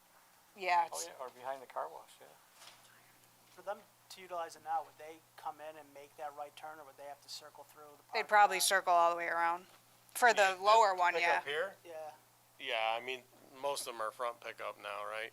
Yeah. So they're probably gonna loop around, pick it up, leave. Pick up the back one first. Yeah, I didn't mind Bernie's suggestion about behind the car wash. It's actually Nate's. Oh, Is that too far away? Just moving it a little further. Oh, north? Oh, and here you mean? yeah. Yeah, I mean, you're getting out in the way. Certainly can do that. Exercise. It'd be a little harder for access probably for them. Well, what about We could putting put it angled, I guess, but Putting it right at the end of on the west side where that green space is, just north. So he has a direct shot, here, yeah, talk about right here? well, on the green space, or, Here or here? no, Here. where the lawn would be, Oh, here? yeah, Oh, so you can come in from here? yeah. Yeah. It's just getting it out of the line of sight right Person. away. Any place you put it, you're gonna have to put better landscaping. Yeah, we always landscape around it anyway. No one likes to see mechanical equipment or dumpsters, and we don't like to see them either, but, but you need them, so. Yeah, I mean, Try to screen the best we can. I mean, it could be there. I guess I'm just thinking, I'm trying to understand the thought gonna- process of it. I see because it it's as I gonna be come hidden around by- here, I just see it's it. gonna be hidden by the building. It's gonna be hidden by a building. It's like, it's in an enclosure, right? Yeah, but you know what it's for, and, Landscape. and I can tell you, we can walk around town and look at dumpster enclosures. I they don't look care how terrible. pretty the outside They looks, look there's still trash all around them. They do look terrible. So It's hard. You gotta hide your trash, but we all need it. that's why I'm encouraged to hear that there's gonna be on-site maintenance. Yeah, that would make more sense to me. Speaking of mechanical units, what are the plans for heating and cooling and stuff like that? Or is that all going to be inside the building, or are you going to have stuff on the outside? That would depend on what route we're going for sustainability, and I think that's still in discussion. Okay. On newer projects, we've been going all electric, so, I'd say some of our units are inside the building. I can't guarantee all of them will be, but, if anything, especially at this site, we definitely want to put as many on the backside as Sure. we can. Yeah. The townhouse or the eightplex smaller buildings, they all have small mechanical closets, so those would just go in there. Oh, okay. It's a big building, so you'd put it on the 104 side? Yes, yeah. All right. If we had anything that had to be outside, One thing, if you're doing that, we'll probably ask you to give us a decibel on it. Yeah. Manufacturing things. it's ever changing, the lead and sustainability requirements by the state. We literally just had we're at a conference Thursday, and no one can really give us good answers, from National Grid, RG&E, of And you do have Exactly. power coming in? You have enough power for everything? Well, we have the loads into RG&E right RG&E. now, so. RG&E hasn't told you yes or no yet. That's correct. They have a main run back here. They actually have a utility road that comes back through with a series of manholes, and I think it ends and feeds RMI over there, so, Yeah, I just know that there are yeah. projects out in Henrietta that they can't do because of non-training. that's exactly the problems that we were We're waiting. talking about at that conference, because they're requiring all new construction, especially for affordable, Well, RG&E to go all electric. cost them $22 million. That's gonna be bad. I had a job in Buffalo, it cost the owner $7 million just to run a line a mile, even though, National Grid told them, oh yeah, we can serve you, and then started construction, and Here's your bill. here's your bill, yeah. So it was a back and forth, because the state's mandating that we do it, and they don't have the infrastructure. So we provide all the loads, and they can tell us yes, and then when you start construction, So you'll find out pretty soon. oh yeah, From RG&E. We that's, should, yeah, we've yeah. had it in for a while. we've been communicating with them back and forth, so they've had it for a month or two already. We know we can get gas, that's all. Yeah. But that's just for the generator, yes. So I saw the storage shed and I didn't look at the details, but it looks like it was pre-built and you're just gonna put it on the property? Yeah, it's just yep. So is that gonna match it looked Facade? Yeah, it looked a little different. Yeah, no, we typically the landscape department will pick something that goes along with our building facade and materials. Like the siding color, it'll be one of the siding colors. It won't be bright pink or something else. I wouldn't mind that, but Well, no one can see that except for the residents. yeah.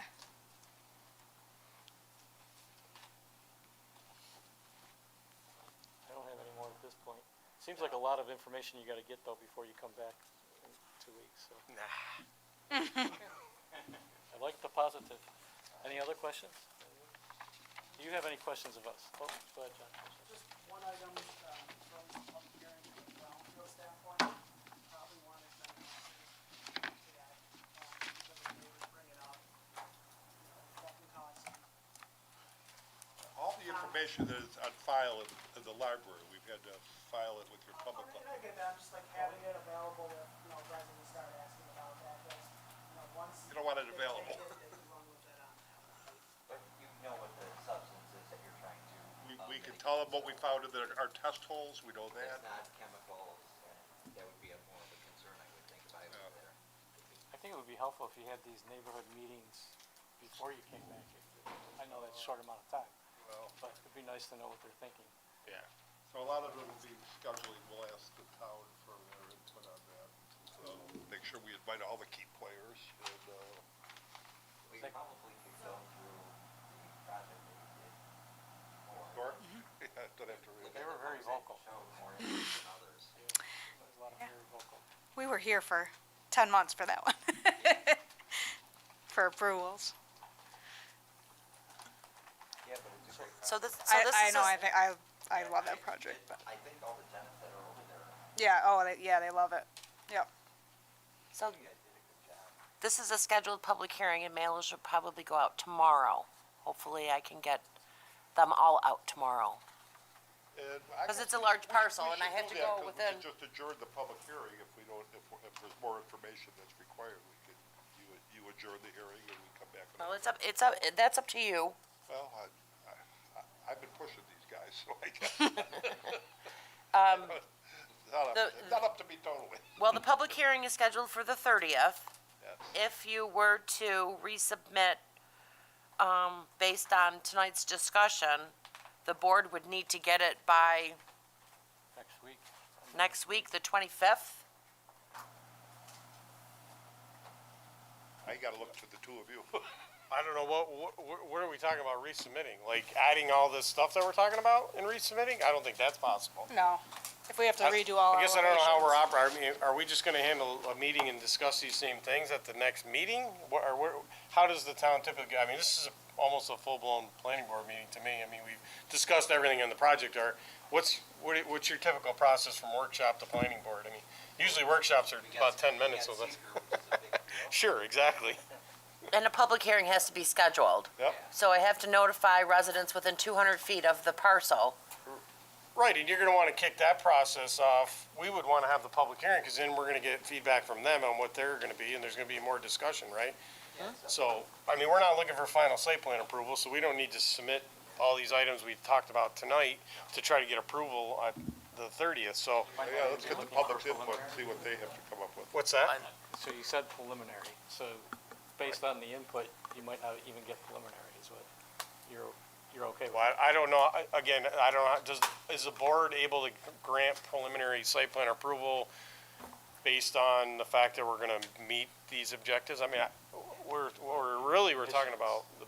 I think you'd need a lot more information to get preliminary at the next meeting. But I think maybe what someone else was after was, if you did want to engage the neighbors, you may want to do that proactively ahead of getting a postcard from the town. Because if we have the meeting next, if we have our public hearing, which, we absolutely can do, whatever, then they would get a postcard from the town saying that this was happening, and they may come feeling off guard and not having the details, and you may have not had an opportunity to really make a fair proposal to them. So it may be more advantageous to hold on going to the public hearing at the next the next time we get together, engage the neighbors to have perhaps a more productive meeting with getting their insights, then come back for your preliminary site plan. Which is what we did at the site next door. We had like a get-together at I Right. Square, and we presented, mostly just it was mostly the building. I mean, Not in depth of the site information, but Then they feel they were part of the. part of the Yes. process. Hearing about it for the first If they time. just get the That's what I was postcard from the town, that could be jarring. I'm concerned about that as well. I'd like to get their input sooner rather than later. Thank you, Brad, for explaining what I was trying to say. and they may have some solutions to things that we haven't even thought about yet, so. Like you asked Dan, he used to live there. It's Yeah. best to hear it right from them. I mean, I know I remember all of them from the last site, so I feel like I know what they'll probably say. I think like the biggest thing was like traffic. That was the biggest thing they brought up. But yeah, I think, We've addressed that with the traffic, like we did a traffic Yeah. study when the property Yeah. was rezoned, and, that's why we have a new traffic signal there. That might be helpful for you just to have Got it. That we can do. So I guess what I would like to know, going into the next meeting, I'm trying to think, I mean, we talked about there being a lot of things that we need to address. I don't know if there were a lot of things. I heard the Go over dumpster. the list. I can read. Okay, yeah, It's that the would be building. fantastic. And I usually follow up with an email to It's usually- it's your the building. team. Well, that's not even site plan approval, that's That- building. yeah. So that's, I guess, my question as well, is if there's we were discussing building elevation things. That's not part of site plan approval, correct? Depends if you're getting preliminary or final. Okay, it will be for final. okay. So, Oh, you ready? Yes, that'd be great. I'm gonna send you an email. Yeah, that's great.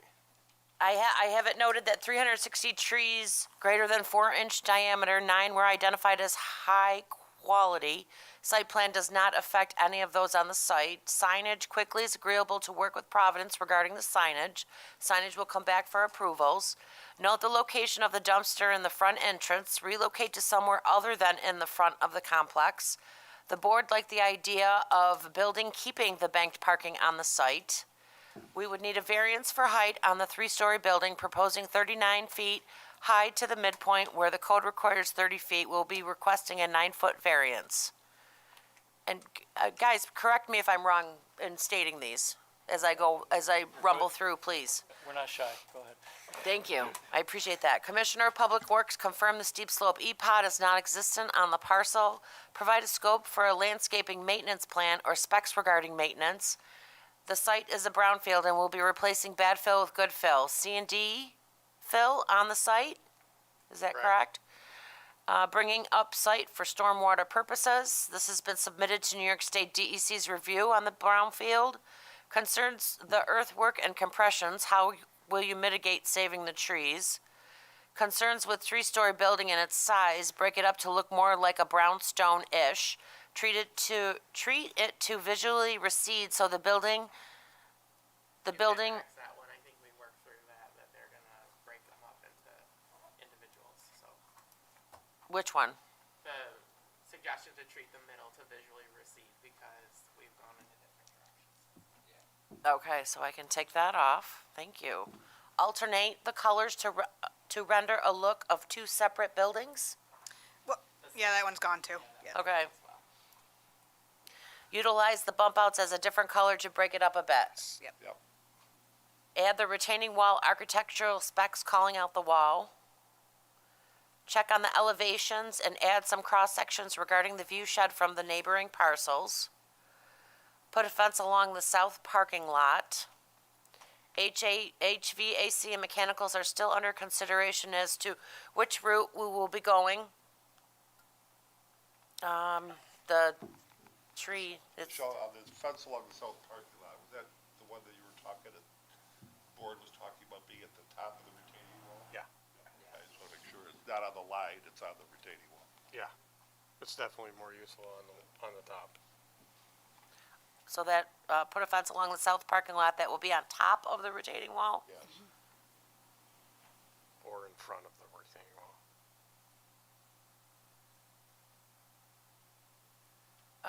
The 3-story building mechanicals will be on the north side. Depict all mechanical decibels. If they're gonna be outdoors. Yeah. We've asked that from everybody else. So it would be location and. Yeah, and we do have a portion, the center portion's a flat roof, so we could, With location. ideally, we'd put some up there if we can. But like I said, we don't We don't know. know yet. the route, yeah. So that's why I'm kind of wondering if maybe like, and also there's a variance required. So would we want them to seek the variance first before we start granting approvals from the planning board You mean the variance for the height? for the height? So I'll also add that we definitely want comments from DPW and fire services as well.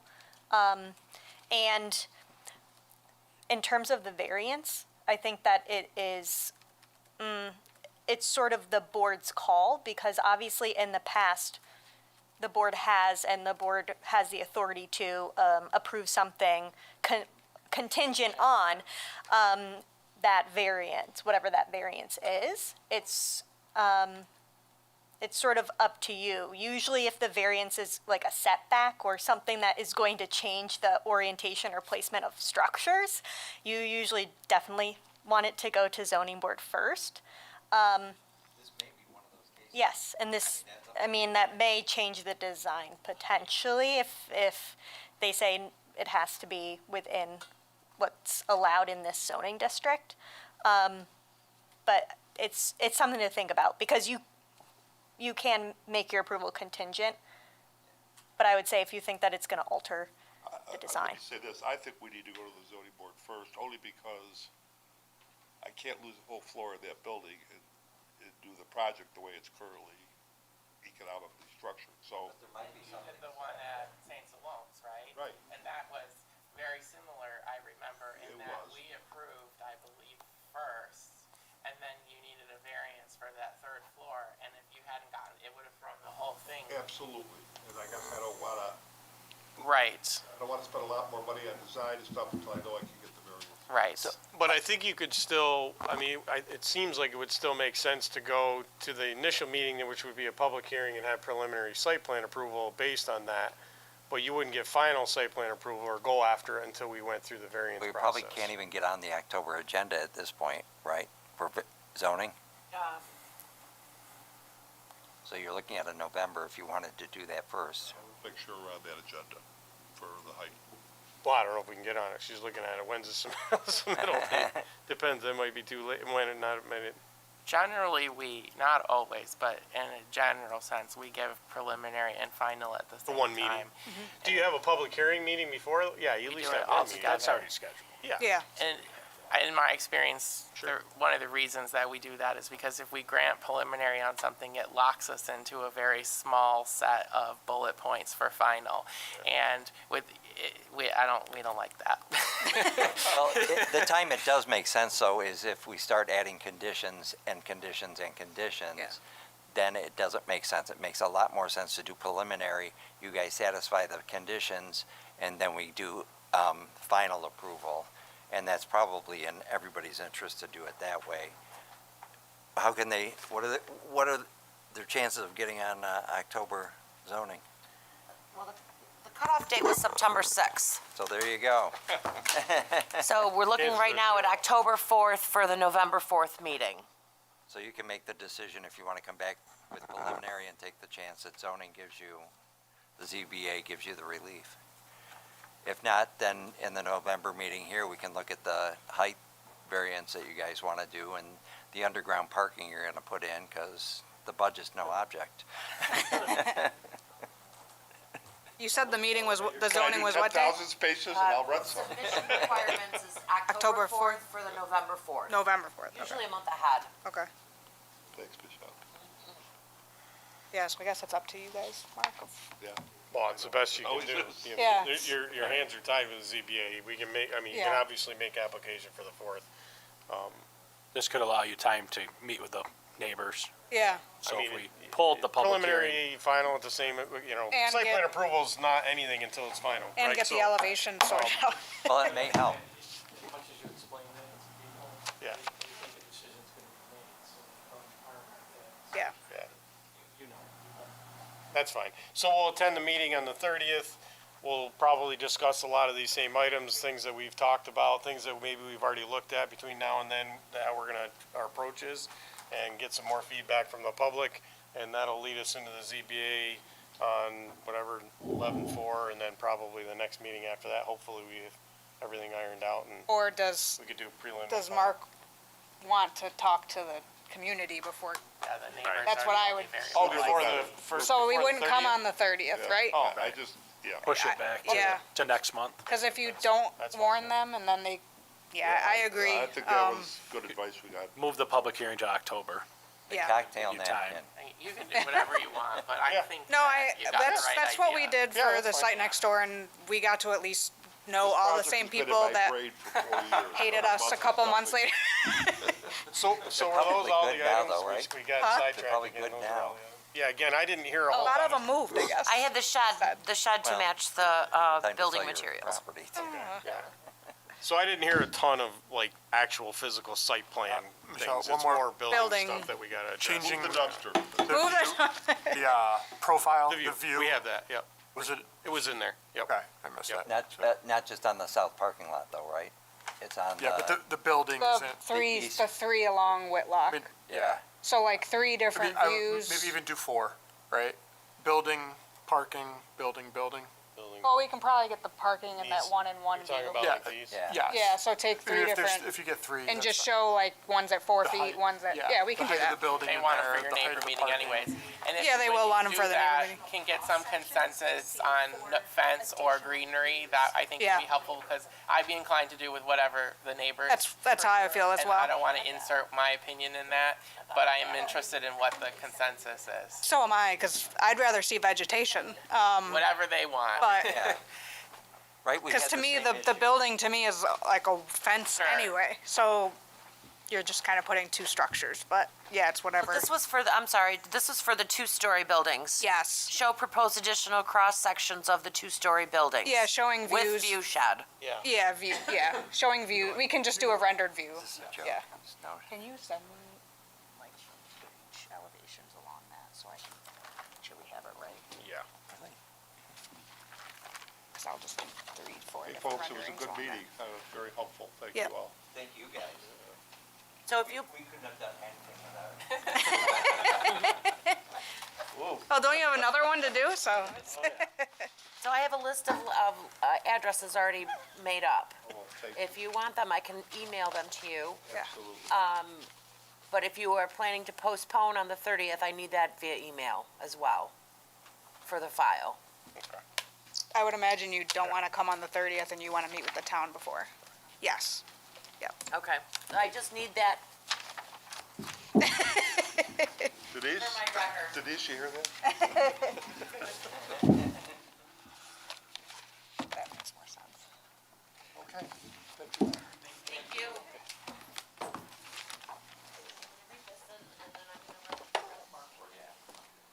Walk, please.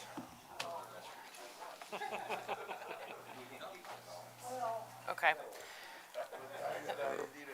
So the next case on the agenda is case number PB 2024-08-04, request by Michael Nolan, I Square LLC for preliminary site plan approval for the development of 4 duplex unit, 8 cottages and associated site work for the expansion of Brookside Cottages on premises 415161 Lorraine Drive in the mixed-use commercial district.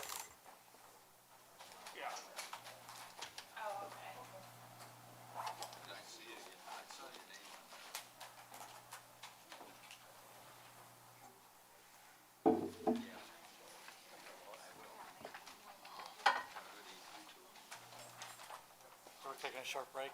No. Yeah, go ahead. Just go? Take 5, that's all right. Everybody can stretch their legs, whatever gets you in the good mood. We're already there. Yeah, right. The fun one. Already there, all right. Already there. Stay right where you are. If you were open tonight.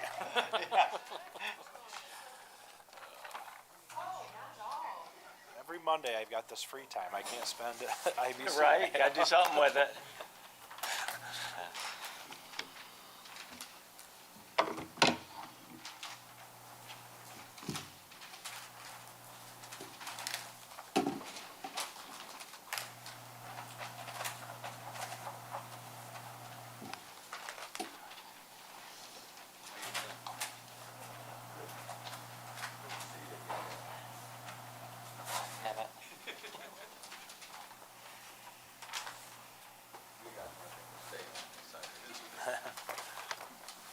No worries, yeah, we're pretty cautious around the, environmental stuff anyway, So I guess you said go ahead and start, so. Oh, okay. So my question is, do you want to just give a quick overview, and then I would say jump right to this, so we can. That sounds perfect. We had applied, and I think it was, it got a little off track at the beginning of the meeting. We were on the agenda, and opened the meeting, did the public hearing at last month's meeting. During that meeting, it was a little bit, sorry, I'll start. Mike Nolan from I Square, 500 I Bakers should have Park. said that, sorry. No worries, Michelle wasn't here to remind us all, but, as far as the process, it almost was implied like we were trying to skip right from 0 all the way to preliminary and final site plan approval, which that is what we are seeking, in the September 30th meeting is preliminary and final. I know on your agenda, it just says preliminary. We did open the public hearing, at the August meeting, and so it meets the requirement that's of the 2 meeting. thing. We also have spoken with all the neighbors in the, I heard you talking with people prior to me about it. Nobody did come and speak at the public hearing. A number of our residents at Brookside Cottages had offered to. We really look at this as an extension of what we've already built. We already have 14 units. We've been 100% occupied for nearly 3 years now. We have about 10 people on a waiting list, and nobody's leaving. Everybody is, they've described it to me, they're here for the duration. And so we don't have a lot of turnover, got a lot of residents, and they all seem to be very happy with the way they're designed, laid out, the services they receive, the quality of the development that we've built. But we had applied, we had brought the initial plans to this to the town in April, about 5 months ago. It required a zoning change for one of the parcels. So initially went to town board for that. They did approve that. Then it had to be added into our tax plan agreement, and the town board voted on that last month and approved that. We are hoping to get preliminary and final site plan approval at the September meeting so that we can begin construction right away with the hopes of completion and occupying these units next summer. One of the things that the town board asked me to do, or Labella asked me to do during my town board rezoning application, was to demonstrate the consistency with the town master plan. And I have to admit, I had never read the town master plan before, but it was pretty interesting, updated in 2014.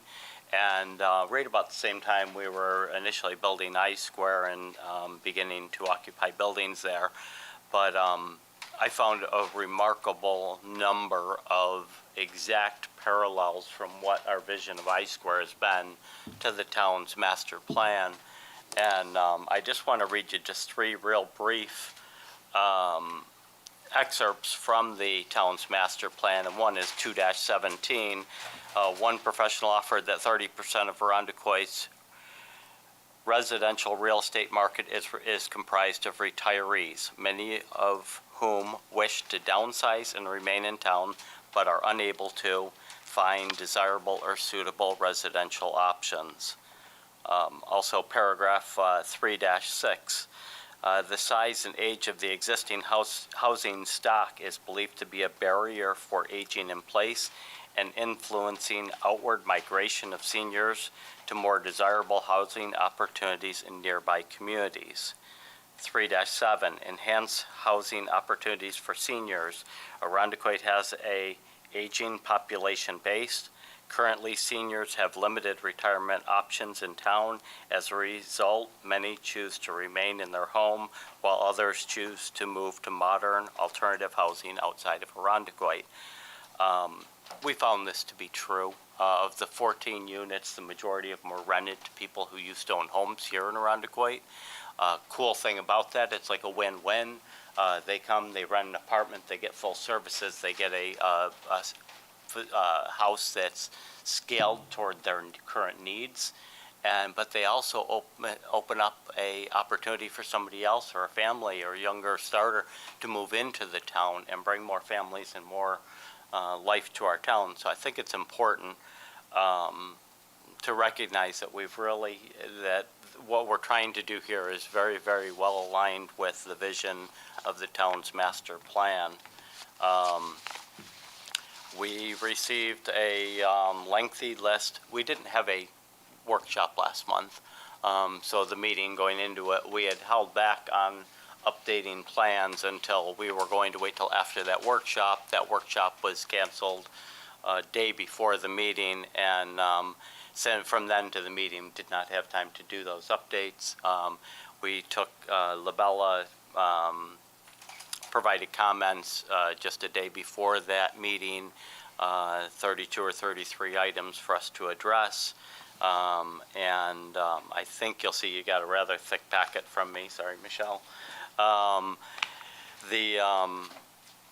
Addressing those comments one by one, with the exception of very few, they've all been addressed in one form or another, either in the plans, and to some of them directed us to meet with the DPW, which that happened last Friday, and address the ones that fall under their jurisdiction, and we don't anticipate any issue from there, but the Commissioner McGee will provide you guys something direct to that end result. So Bernie, you wanted to go through the response one, is that the best one? It does. Perfect. If it's good with you guys, I can brief through them and stop me if you got questions on them, because some of them are pretty straightforward. The application being lacked submission materials. This has been included in your new packet, lighting, contours, illumination, engineer's report. All that is in your new packet, and we shouldn't have anything left on there. Number 2, lot consolidation, 4151 and 61 Lorraine Drive will be combined.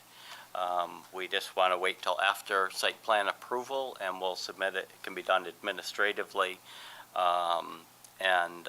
Michelle and I have already discussed, as far as once we know and we set that exact northern boundary, then we'll do that. We already have the survey maps prepared for it. We did do a topographical survey on the parking lot, which was new to me, but we did it, and now have 61 Lorraine Drive included on this, on the contours. And soil bearings, we had spoke with Wes about this at a meeting we had, and they agreed that if we pulled the driveway back away from the steep slope, so we're not involving the steep slope at all, that would not be necessary, and that's what we did.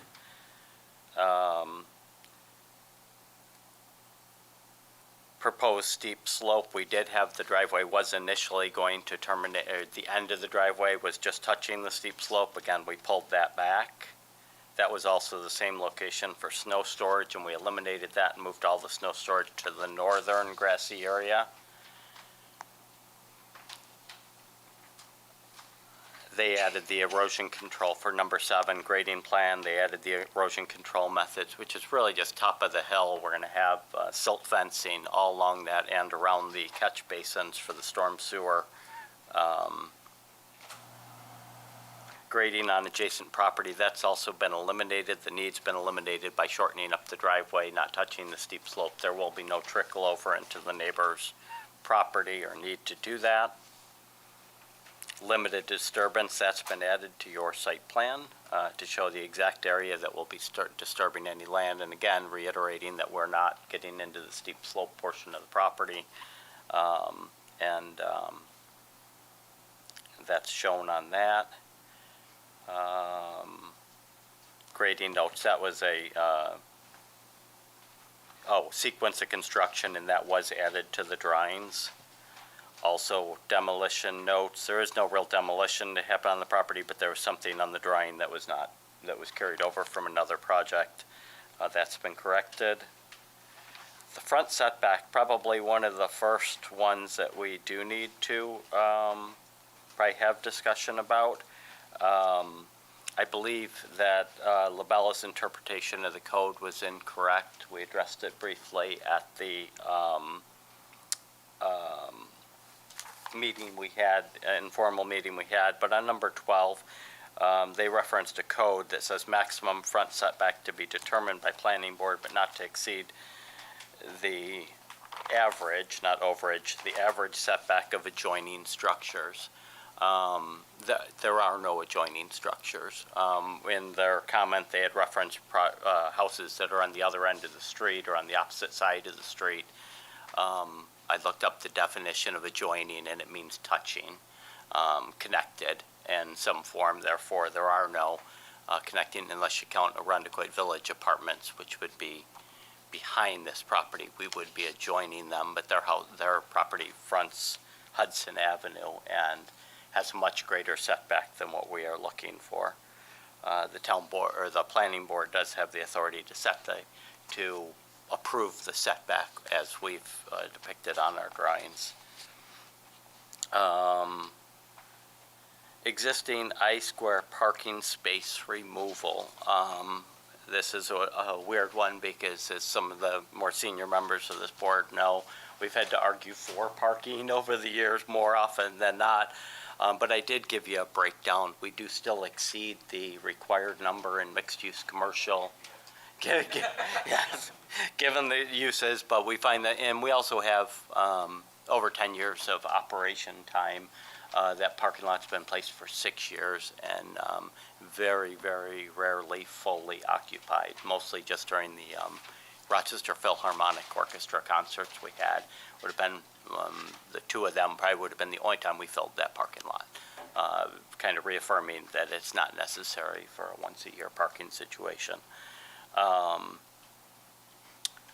Residential, number 14, residential parking and driveway space. This code kind of in the same as we talked about on a prior one. I don't think this code applies in the mixed-use commercial district. It doesn't say that it does or doesn't. It's under the generic code things, not necessarily under residential, not under mixed-use or commercial, not under business district or anything. But what it's basically saying is that the area dedicated towards your front driveway cannot exceed 35% of your front yard. My basis for determining that code shouldn't or can't really apply to mixed-use commercial. Mixed-use commercial has a 0 setback in the code. The setback is 0. Therefore, there is no required front yard in any property in mixed-use commercial. Therefore, taking any percentage of it really couldn't apply. But if that was the case, then the Brookside cottages we have directly across the road wouldn't be non-compliant based on that as well. Common driveway and right-of-way, we did speak with the commissioner of the Department of Public Works about that, and we have to do a permit to do the work. I think it was called a 199 highway permit. And we'll need to do that to cover 15, but I believe it comes up. It also applies to number 16, with the exception of letter D, the light fixtures. We moved the light fixtures back into our property, so that doesn't become a question whether the town owns them or we own them or whether they're in a right-of-way or not. So they're solely on our property, therefore our care and maintenance.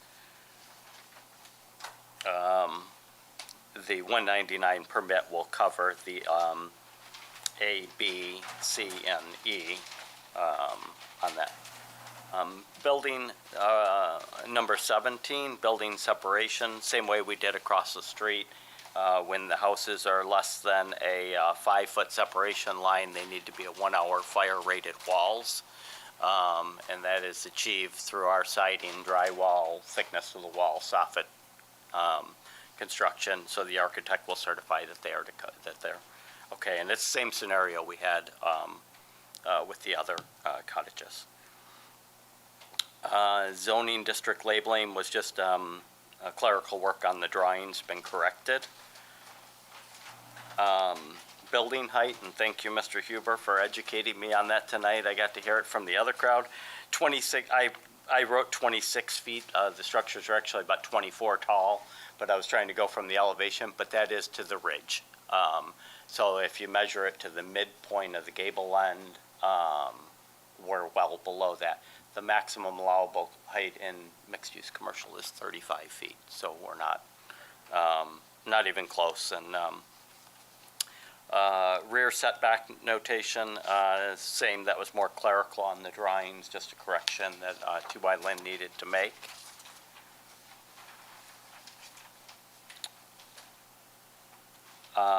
Number 21, that is about, well, the way we're combining the lots, 71 Lorraine Drive, we referenced it on our drawing set. That would be the one more property north. We also own 71 and 81 Lorraine. we're just touching it. We'll be recurbing right along the edge of 71 Lorraine Drive. So it's not truly part of the new construction, but we'll be affecting it by moving that curb line northward, and it will be in 71 Lorraine Drive. So I don't know what the correct answer would be, but I would say it is included in the project as far as the work.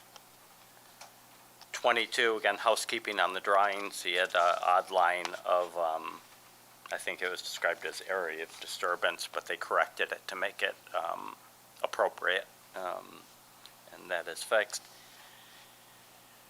Existing contours and tree line, we did do that. Those were added to the drawing. There are 2 trees on the site that we are working around to save. We also discussed this with the DPW commissioner. The trees that are being removed are mostly vine-inhibited dead trees. So they look green, but they're really, it's just vines growing up them. But I think there's a total of 2 living pine trees that will be removed as part of this project, but not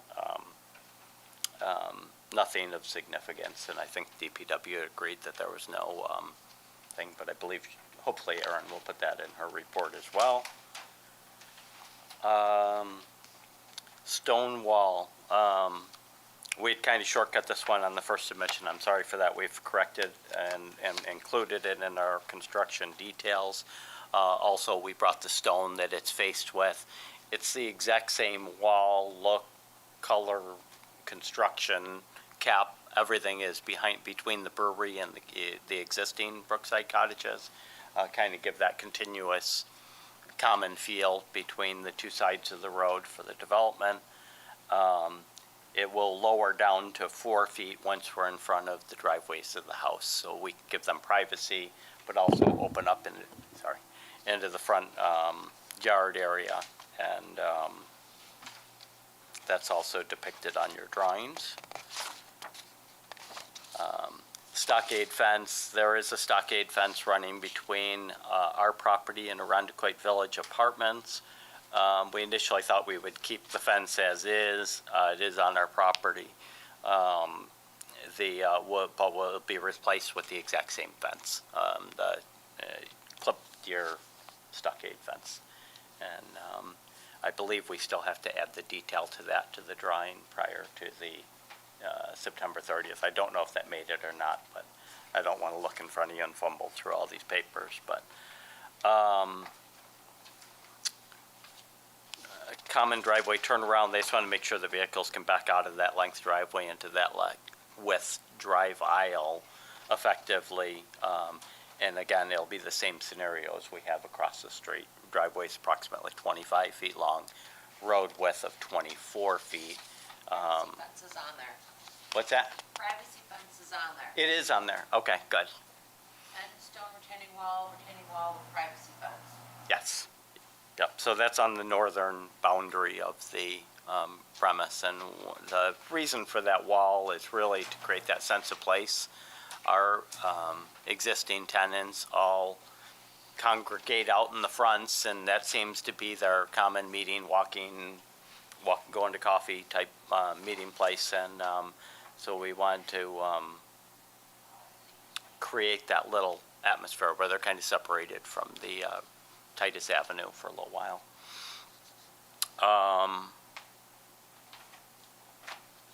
The rear entrance on the cottages, just they had noted that we showed steps on one plan and not the other. They're both equal now. There will be 2 small steps down onto the rear patios from the rear of the cottages.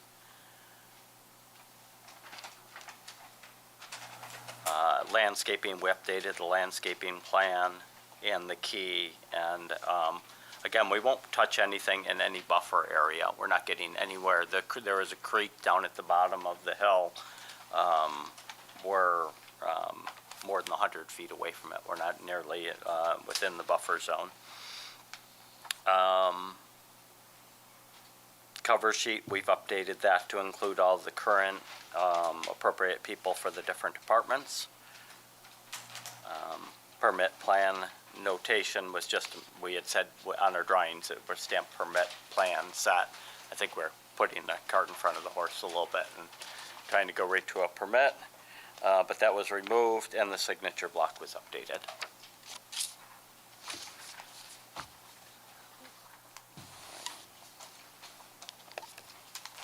So that was a lot of detail. That was, and I felt bad because I felt like I was coming in a little bit underprepared. It was a little bit of a creation between not having that workshop and not having, and the timing of it. Hopefully you'll find this submission very complete. We are really hoping to get a decision in September's meeting because we really would like to get underway and get these things built. It is a tried and true proven model. Our upkeep and maintenance is top notch. We really have found a nice niche with these, and if we had more property, we would build more of them. It's a good model, and and the people that live there really seem to enjoy it. I interact with them almost daily, whether I see them at I Square, they walk up to the brewery, or down by their homes. I think our design professionals really hit it well the way both set up, both architecturally and site design. I'm open to any questions, feedback. So you want real quick. Sorry, I know. So for 12, 13, and 14, is there still something pending on that, or are those resolved?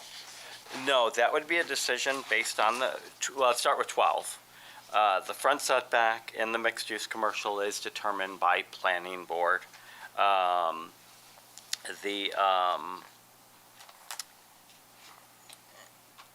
Only, I guess you need to make an interpretation or agree with mine, if would be the best case scenario, that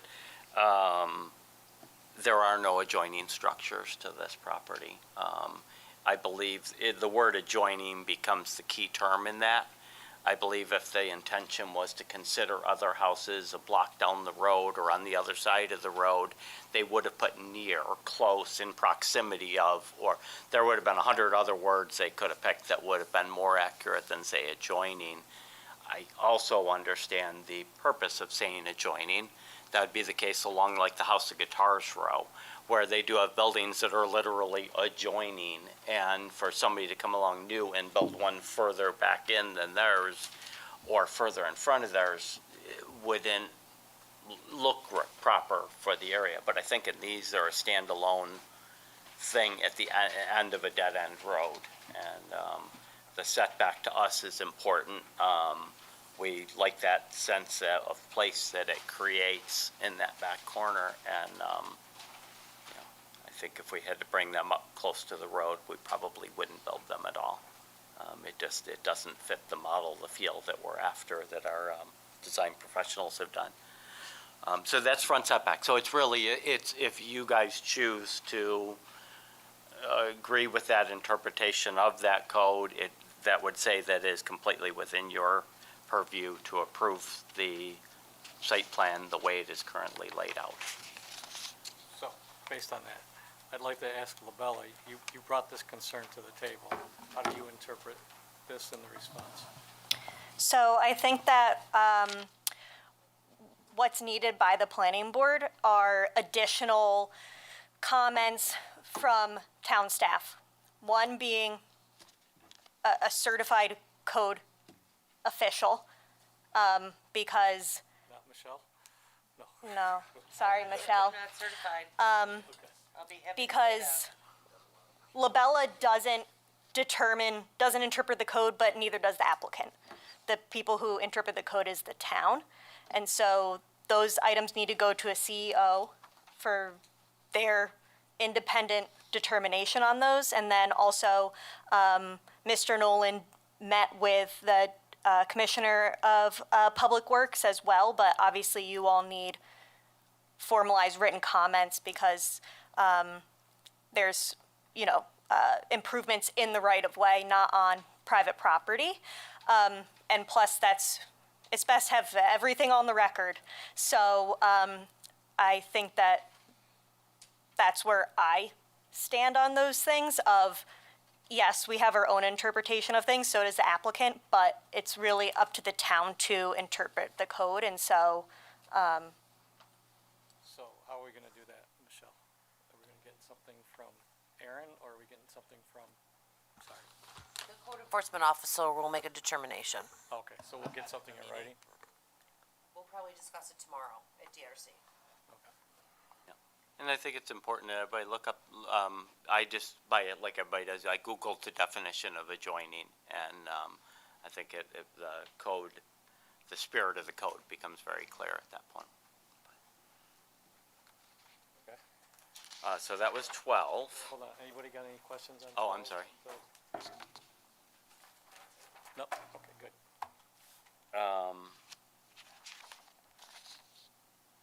Did you say 13? I circled 13, but you were going fast, so, Okay. what you did? I did 12, 13, and 14 because it was opinions of both. Got it. And answer. Okay, no, that's great. In your packet, you should have a page that looks like this. Just an I-square single sheet. This is for 13. Were you good on 12? Or obviously, it's not done yet, but. Yeah, no, Yeah.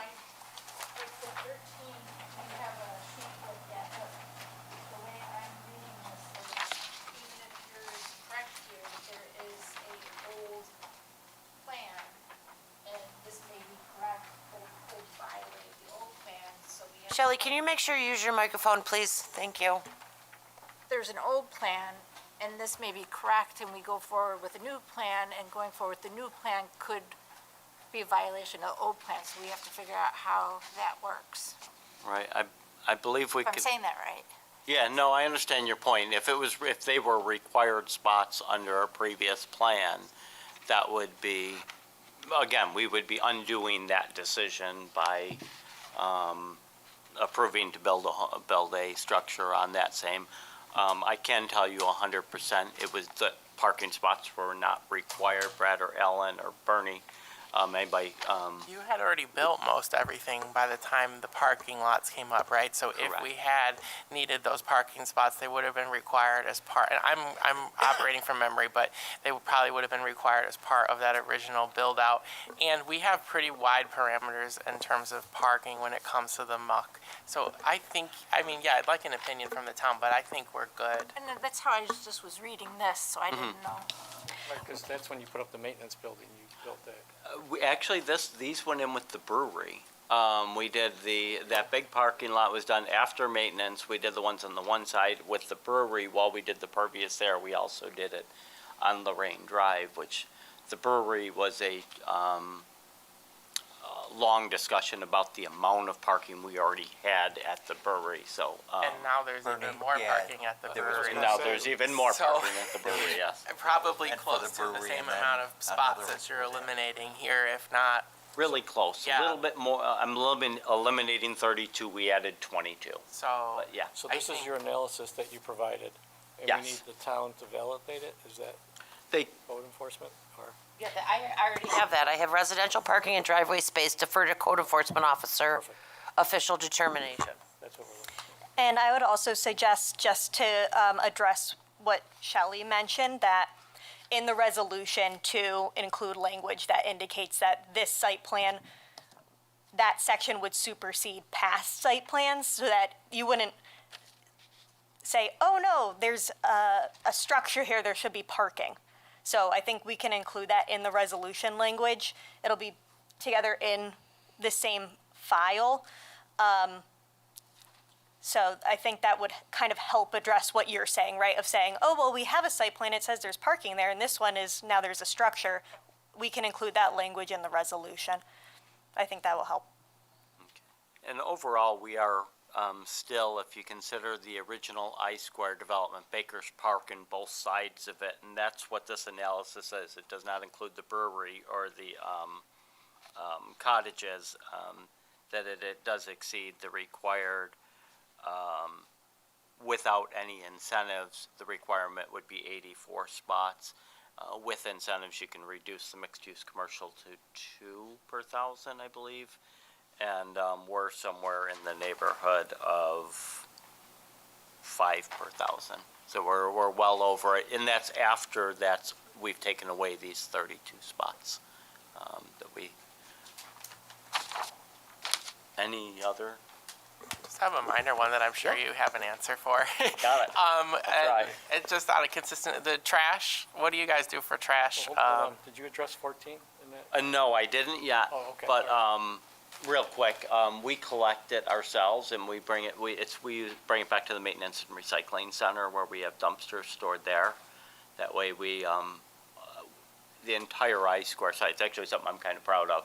We have 2 dumpsters on, covering 9 businesses or 8 businesses and 14 residents and all this. We really do a nice job with managing that and keeping it out of play.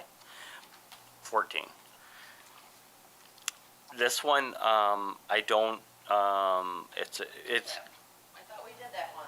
14 is residential parking and driveway spaces? Mm-hmm. To be referred to the code enforcement 14 too? officer. Oh, okay. Yes. All right. Yeah, it's a interpretation of the town's code. I know I talked to Labella, but that they're looking at rewriting a lot of the things to make it more clear. But in the absence of that, I use a dictionary and look at the code and look at the spirit of the code. But I guess my argument on this one is it's clearly written for a residential street in a residential neighborhood. You can tell by the language that's used in the sentence. The 35% of required front yard would be 35% of nothing, because there is no required front yard in mixed-use commercial development. This was not required. We didn't have this discussion when we built the ones across the street, but they would have exactly the same scenario. We're building, site-wise, it's laid out exactly as they are on the other side of the road, and both 14 and 12 were not, I'm sorry, 14 and whatever the other one was, where it brought up the driveway space and the setback. We have the same scenario across the street. Not that adding on to, so if something was done wrong, I just don't believe it was done wrong in the first place. And if that is wrong the way it's laid out, then I would beg to you to change the code rather than change the way we're building things, because it really is. Yeah, on that though, there is a difference in there's still people that live on Lorraine Drive. There was nobody living where the cottages are, right? Well, it's all Lorraine Drive. No, I'm just saying that what you said was, it's exactly the same. The conditions are not exactly the same. Okay, tell me how they're different, and I'm not being argumentative, What Alan. I'm saying is that the cottages that you built Yeah, were down on what was a private road. Right now you're building on a public road, right? well, we're putting a private road off the public road, Yeah, which would be a very. It's not a point worth arguing. What I'm telling you is the conditions are different. Okay, I gotcha. And I'm trying not to argue either. I don't want to go Okay. down that road with you guys. I'm trying to. Either way, we're gonna hear from the code enforcement. It sounds like it, yes. I didn't reach out to code enforcement directly myself. I did reach out to DPW and get that meeting and clarified the 3 or 4 items that involved them. Didn't we have to go through a lot of Excel spreadsheets to get to this before? Okay, I thought so. We did. I'm sorry, I dug out a couple of those to come up to them, and then I drove around and physically counted the spots because I didn't know how many parking spots we owned. I'm only kidding. I No. just remember exhaustive Agreed, Excel spreadsheets. agreed. And now to tear it back out is kind of heartbreaking, but it's the right thing to do. So I only circled 12, 13, and 14, but anybody Yep, have something Dan. else? Number 16, with the improvements in the right-of-way. Yes, So we're still showing, there's still a light pole shown in the right-of-way. That's okay? let me grab my set of plans. One sec. And there's a Just say 16. C3, C3. yeah, in the site plan I'm seeing.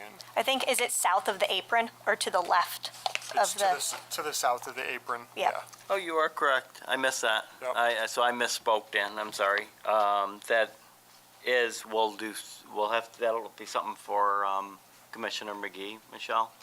So, and then on the, Just they put the responsibility back to me that I'm paying the electric, I'm maintaining the light fixture. So you're gonna leave it?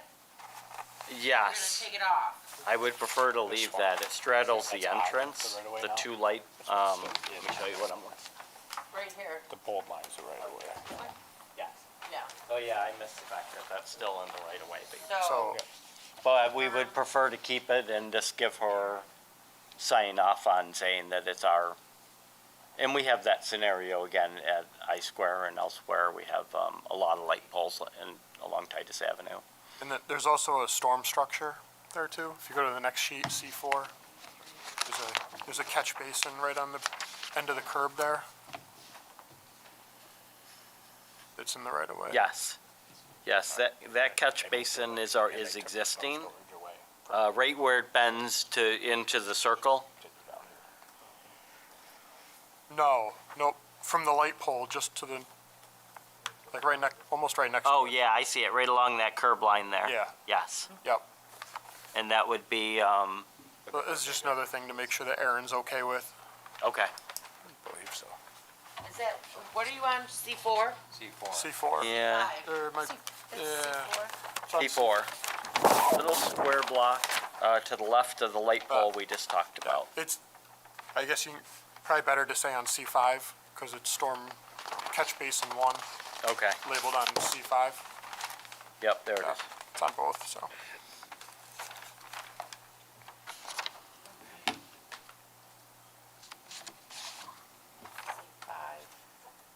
Right, CB1. Yep.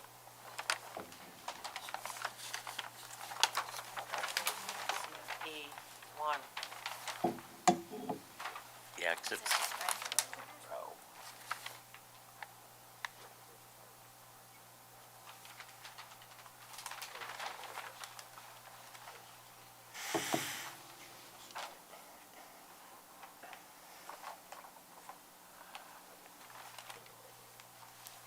You still looking for more stuff, Ronnie? For comments? If we're done with that, I'm sorry. oh, I, Was there any other comments on any of the other things that were spoken about? The storm storage, I'm not crazy about that being against the street. I think that's a bad plan. the snow storage? Unless it's a different plan. Which one are you looking at, Alan? C6? Yeah.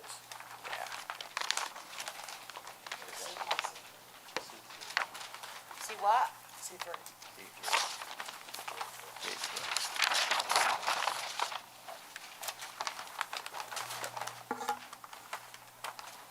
I think he's talking about there. Snow storage? Yeah.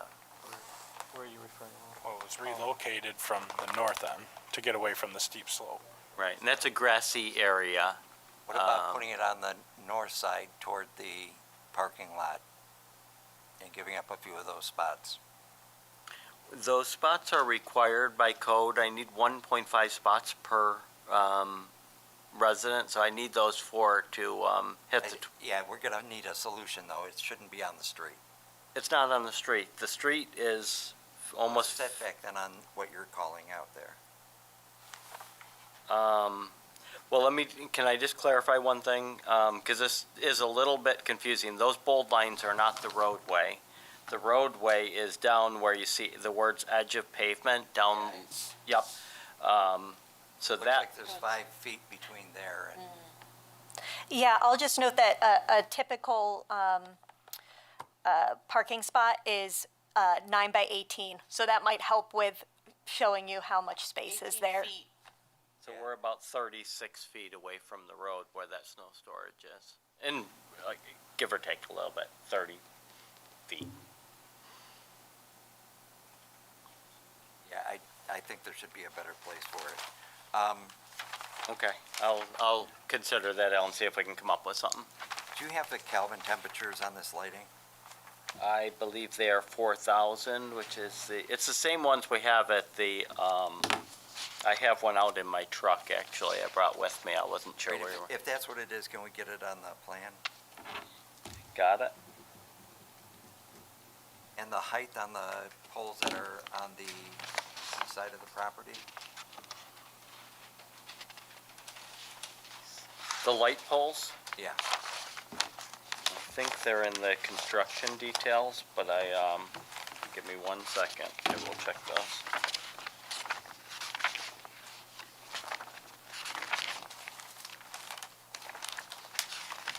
My master sheet with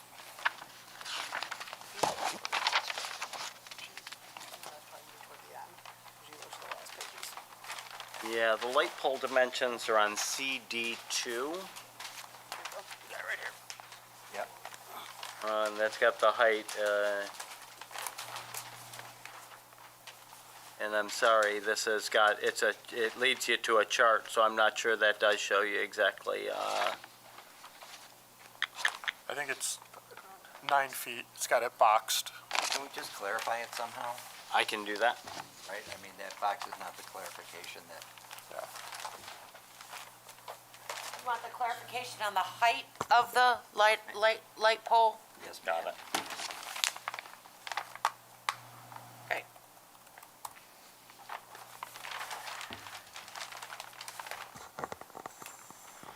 Anything else, folks?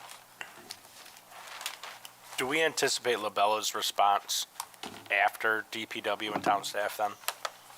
Because obviously you are gonna rebut everything that was already said. There's gotta be some more comments forthcoming. Yeah, yes, we'll address all of these things, but like I'd mentioned, the items that are deferred to DPW and deferred to the certified code enforcement officer, we don't have like an answer. We just said these are deferred. Yep. So yes, well, you're gonna need, obviously, that information to Right. move forward.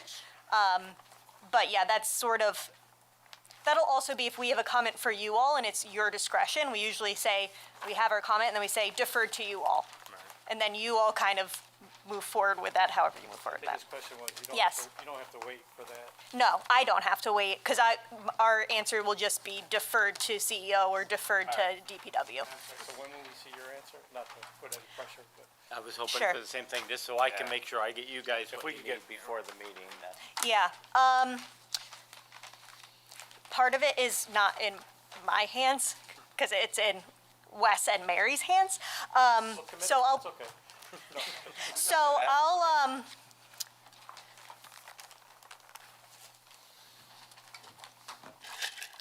I'll hope to have them the Wednesday before the meeting. So a week and a half. Does that give you enough time to? If we have to react to it, that's kinda tight.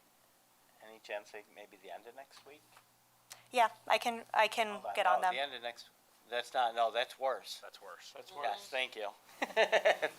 It's a tight window, but That is, I just, cause it, in addition to getting the feedback, getting the engineer to change them, I gotta go print 11 copies. Because the end of this week is what you're really. Right. That's what I was trying to say, now that sounds awful pushy. the next 5 Well, let me talk with them, because they're the ones that are looking at the stormwater, the grading, all of those aspects, which are kind of, because obviously the things that are deferred, there's just, I could do that right now essentially, but I need to check with them, but I'll try to push them to have that done by the end of the week, hopefully. That would be great. And 2/3 of those comments were clerical and were things that were just change this and we changed that. So hopefully a lot of them are relatively quick checks. I know it's gonna come down to those handful of items that, and most of those are probably gonna get deferred, so. Yeah. Anything you could do would be appreciated. Yeah, I think the big ones are just those ones that are deferred for Right. that. I mean, once we get an interpretation from him or her, then, you know, but without the interpretation, I think we're kind of stuck. I mean, I think that this is an opportunity to look at the big picture items and say, okay, are we good with egress, people moving on this site? Are we good with generally placement configuration of things? Are you good with those? Are you good with the fencing and walls that are proposed? I think that it'd be helpful if there are any, like, because those are kind of the big items. If there's anything for those that you'd like to see something different, I think that it try to be discussed now versus at the next meeting, and then we're kind of, That's why I keep asking if there's anything else. Yeah, Okay. no, Ultimately, I appreciate it. we're mirroring what's already there. Right, Yes, yeah. The wall, the material is spelled out somewhere. Yes, it's, in generic sense, it's cinder block filled with concrete, covered with stone veneer. Yep. Yes, and we brought the stone veneer with us tonight, and I didn't bring cinder blocks, but I figure everybody kind of knows. So you're only seeking preliminary? No, that's. That was a mistake. I remember you saying that. Okay. You said that at the beginning, preliminary. Yep, and it is on my letter of intent application, we had put for both, and, And the public hearing is still open? Is that true? yes, Right. We left that open, so. yep.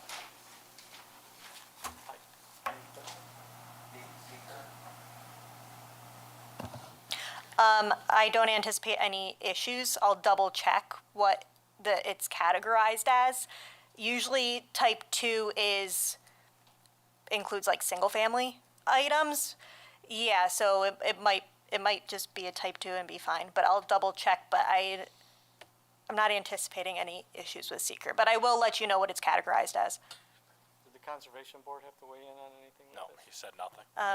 They're not performing any work within the steep slope area because the code lays out if it's a certain percentage then it's an E-pod, but it's moved now, so there shouldn't be any disturbance.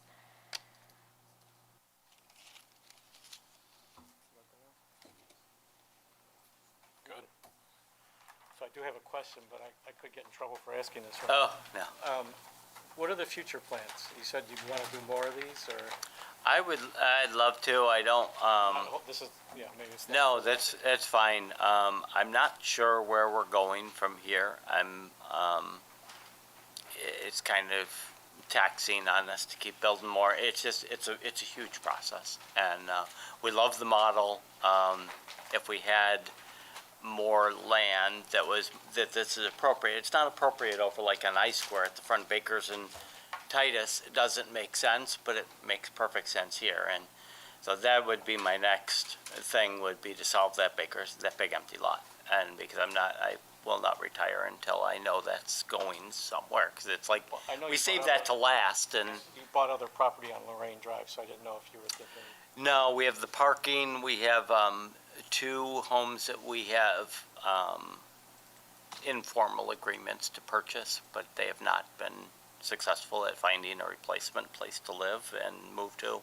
So therefore, that may or may not ever happen, so I don't, we have, the 2 will remain parking on the west side of Lorraine, and then the only other question would be put them behind the others on facing Lorraine Drive, but it doesn't have that same cozy feeling as you're back in, tucked in a little bit, so I know it was a vague answer, but that's the best I got. Oh, no, I just wondered if you. Yeah, no, I know you always got ideas, so. too many.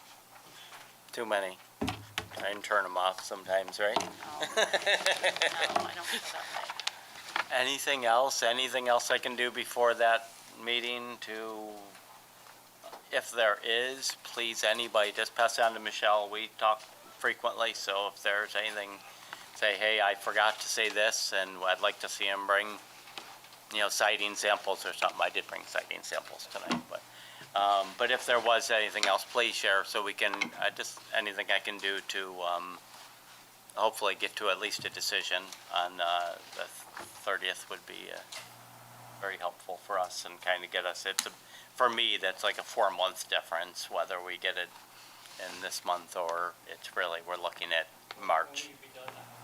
Somewhere in June. We set up to a year, but,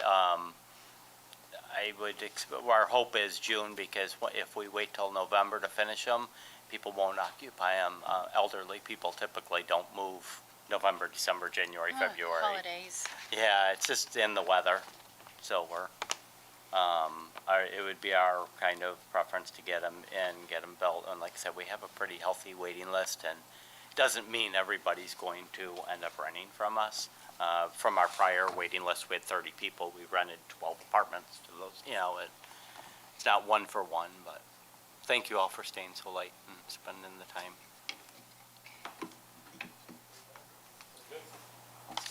Thank you. Thank you.